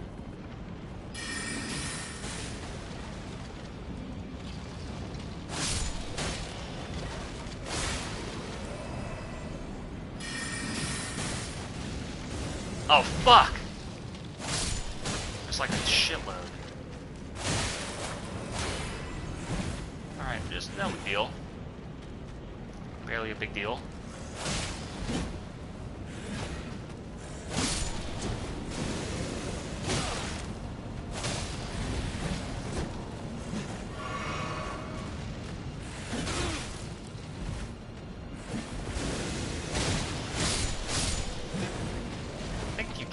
I think if you kill them twice, you can, they're like done for good. But I might be making that up. You want to hit him, please? You can still lock on at least.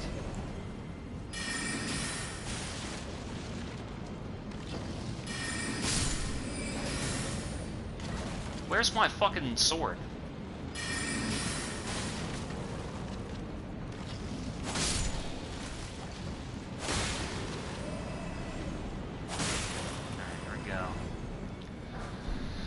Alright, there we go.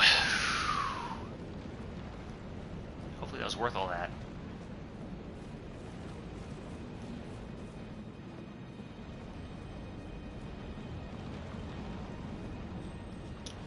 Let's from over here to the right. Let's kind of cut across to the right. I still think that this area is extremely well laid out. Way better than, like, Caelid and Grail, and I didn't like those areas at all. It was just like, they have a lot of these, like, east-west scything, winding corners, and then it's just like, I don't know, the color scheme was kind of harsh. I think that this is put together way better. Oh, it's like a graveyard. Let's come back down again. It's also pretty intense in terms of the fighting.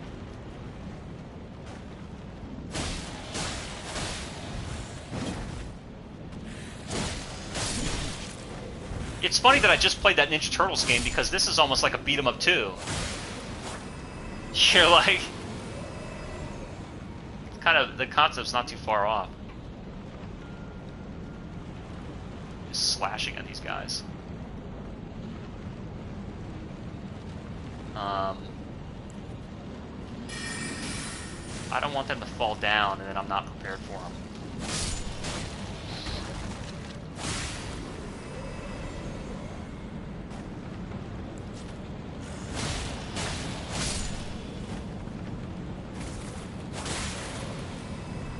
Is there anybody hanging guy? He's back there though, it's not a big deal.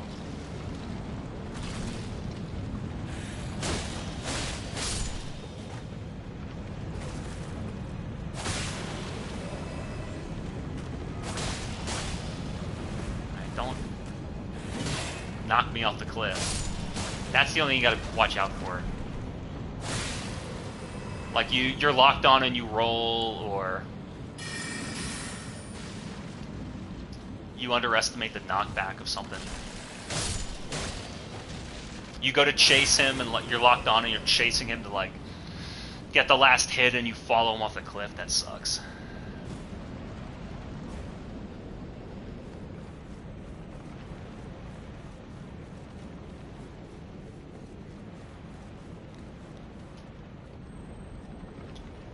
I hear one of those dudes. I hear one of those roly-poly guys.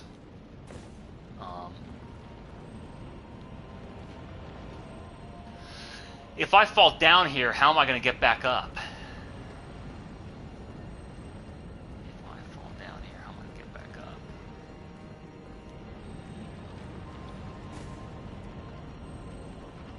Maybe you're supposed to fall down there. Oh, he's all right there. Before I go after him, let me at least just look. Hey, this might be the way. Yeah, okay, I see. Okay. So that stone sword elevator was the way up here. That was the last piece of the Farum puzzle. This game has been fucking great. This area has been really, really cool. I'm extremely glad that I took a look at it, because it's been really fun and really cool looking. And the whole video will probably get deleted, just like fucking consecrated snowfields. But whatever. If you were here, you were here. So before I fight that dragon, let me kind of deal with this dude and make sure I don't die falling off here. And then I'll explore this bottom spot. Oh shit! Chase after him, you little bastard! Shoot him. He's disappearing. Fucking went away. Thanks. Some more dragons. I mean, not the most exciting thing in the world. I'm not gonna fight him right here. Am I dead? Yeah. Yep. Yep, I'm dead. Because I drank the blue drink instead of the red one. You can press and hold down on the D-pad, and it will automatically switch to your Crimson Flask, but I just fucking forgot. I only have these two fucking things equipped. So let's run through this entire fucking area again, and try not to die. Getting my souls back. Not that I really need them, but it would be nice to have them. Okay, there's a little bit of a frame hitch there. I noticed it both times when I saw this area.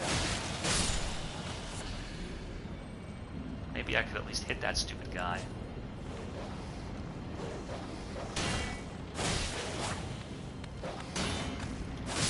So what? All the dragons and then the invader. And then of course the full boss.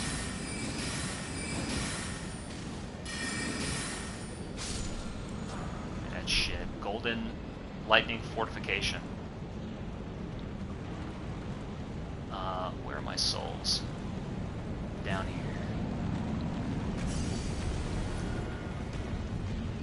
So that's just who's down here? Just this dude? Just this dragon? I wonder how many dragons are in the game that you gotta kill.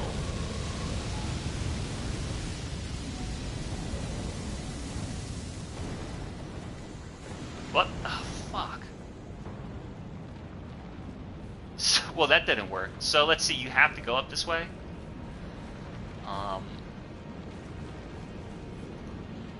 You have to go up this way.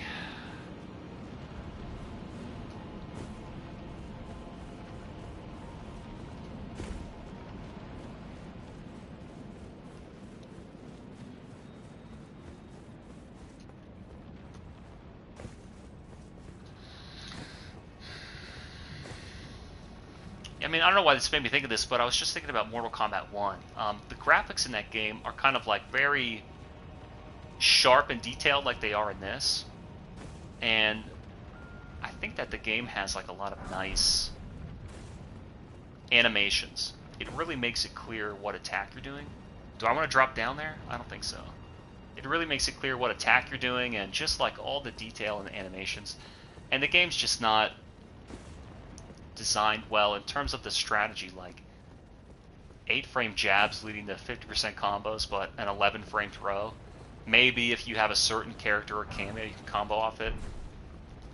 And just like constantly ducking and, you know, crouch blocking versus down jab. It's just really...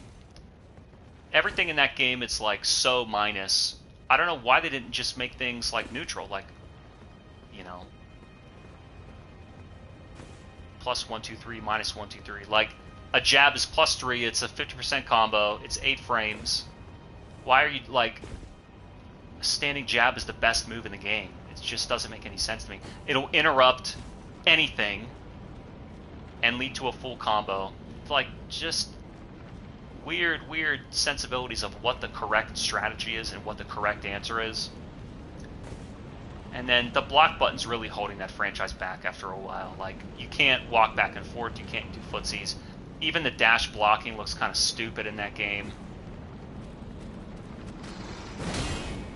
Wow, he really crushed like a lot of my stamina. He is going fast.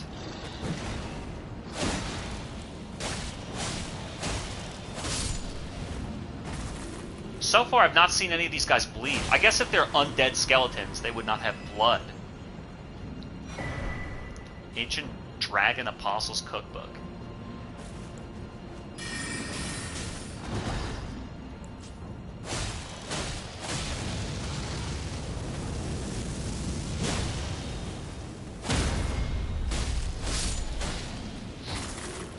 Ancient Dragon Apostles Cookbook. Hey, he came alive, so that's where he was. Okay, cool. So what, that's it? It's done? Farum is done? Let me take a look here.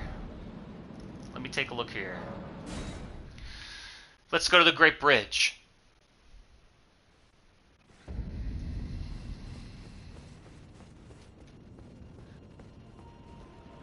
Which way do I go up? Let's take a look at the Great Bridge. Because I know there's items. There might be another guy. Yeah, there's like one more guy.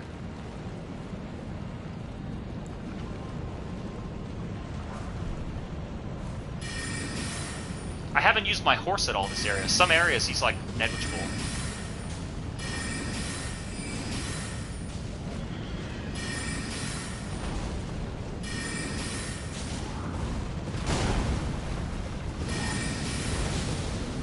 He's got a fireball now, huh?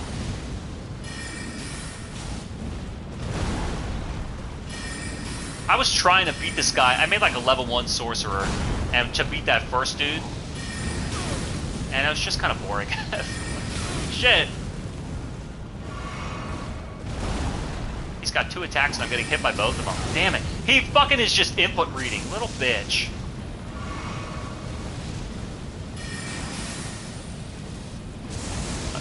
Whoa, that's instant.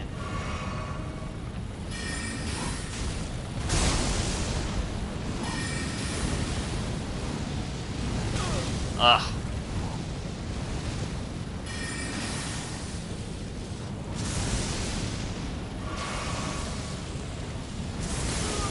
Even so, you have to. I did it as soon as he raised his hand.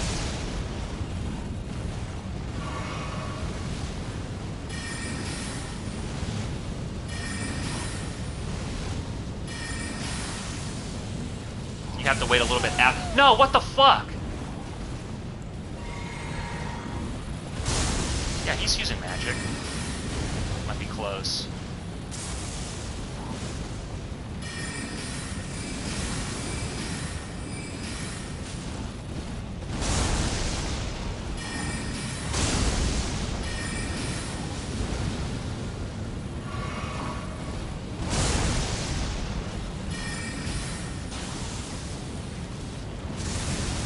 Alright, so you wait for him to raise his hand and then start pulling it back down.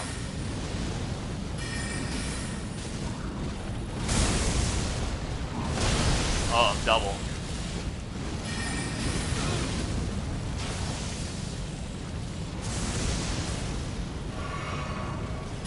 You're not gonna get me with that shit.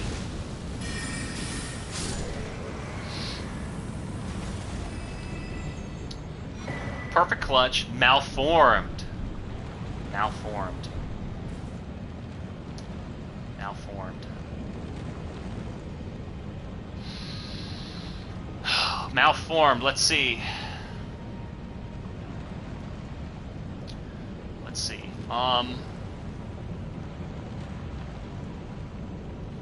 What do I do? Risk the souls or spend them? I guess I'll tell you what I'll do. I'll tell you what I'll do.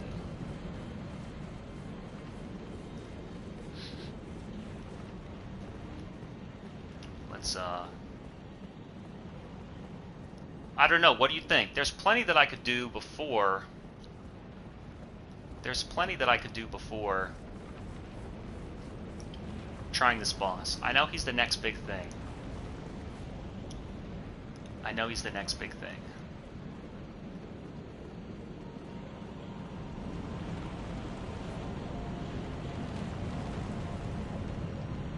But I'll tell you what I'd really like to do.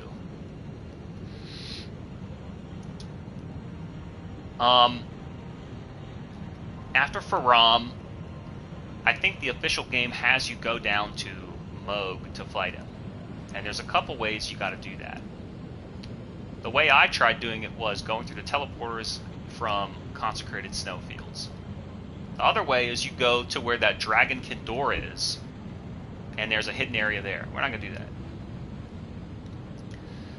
I also never finished Ansel Riverwell. I killed those 2 birds. You can lay in the coffin. There's another area there. I also have to go to Rennie's Rise. I went wherever Necrom and Apostle is. You get that sword to do Ronnie's quest, and you give it to her, and you get another teleporter out. So there's that optional area. Then there's stuff in Volcano Manor. Then there's stuff in Rail Carrier. So there's a lot of extraneous stuff to do. But depending on whether Moog is mandatory or not, I might just try and beat the game and do Ronnie's ending. So I don't know what's left. Like I said, a lot of optional areas, I don't know if they're worth streaming. If Moog is mandatory for the game, I'll stream that. And then we'll see what we can do with the boss and the cool ending. But as far as this game's concerned, I think it's kind of pulled itself around. I really like this area. This is a really fun area to trek through. It's way better than Lindell. And I think it's because even though you're outside, the pathways are hemmed in. So this was very fun for Rom. A pretty cool romp through it. But yeah, until next time, Elden Ring.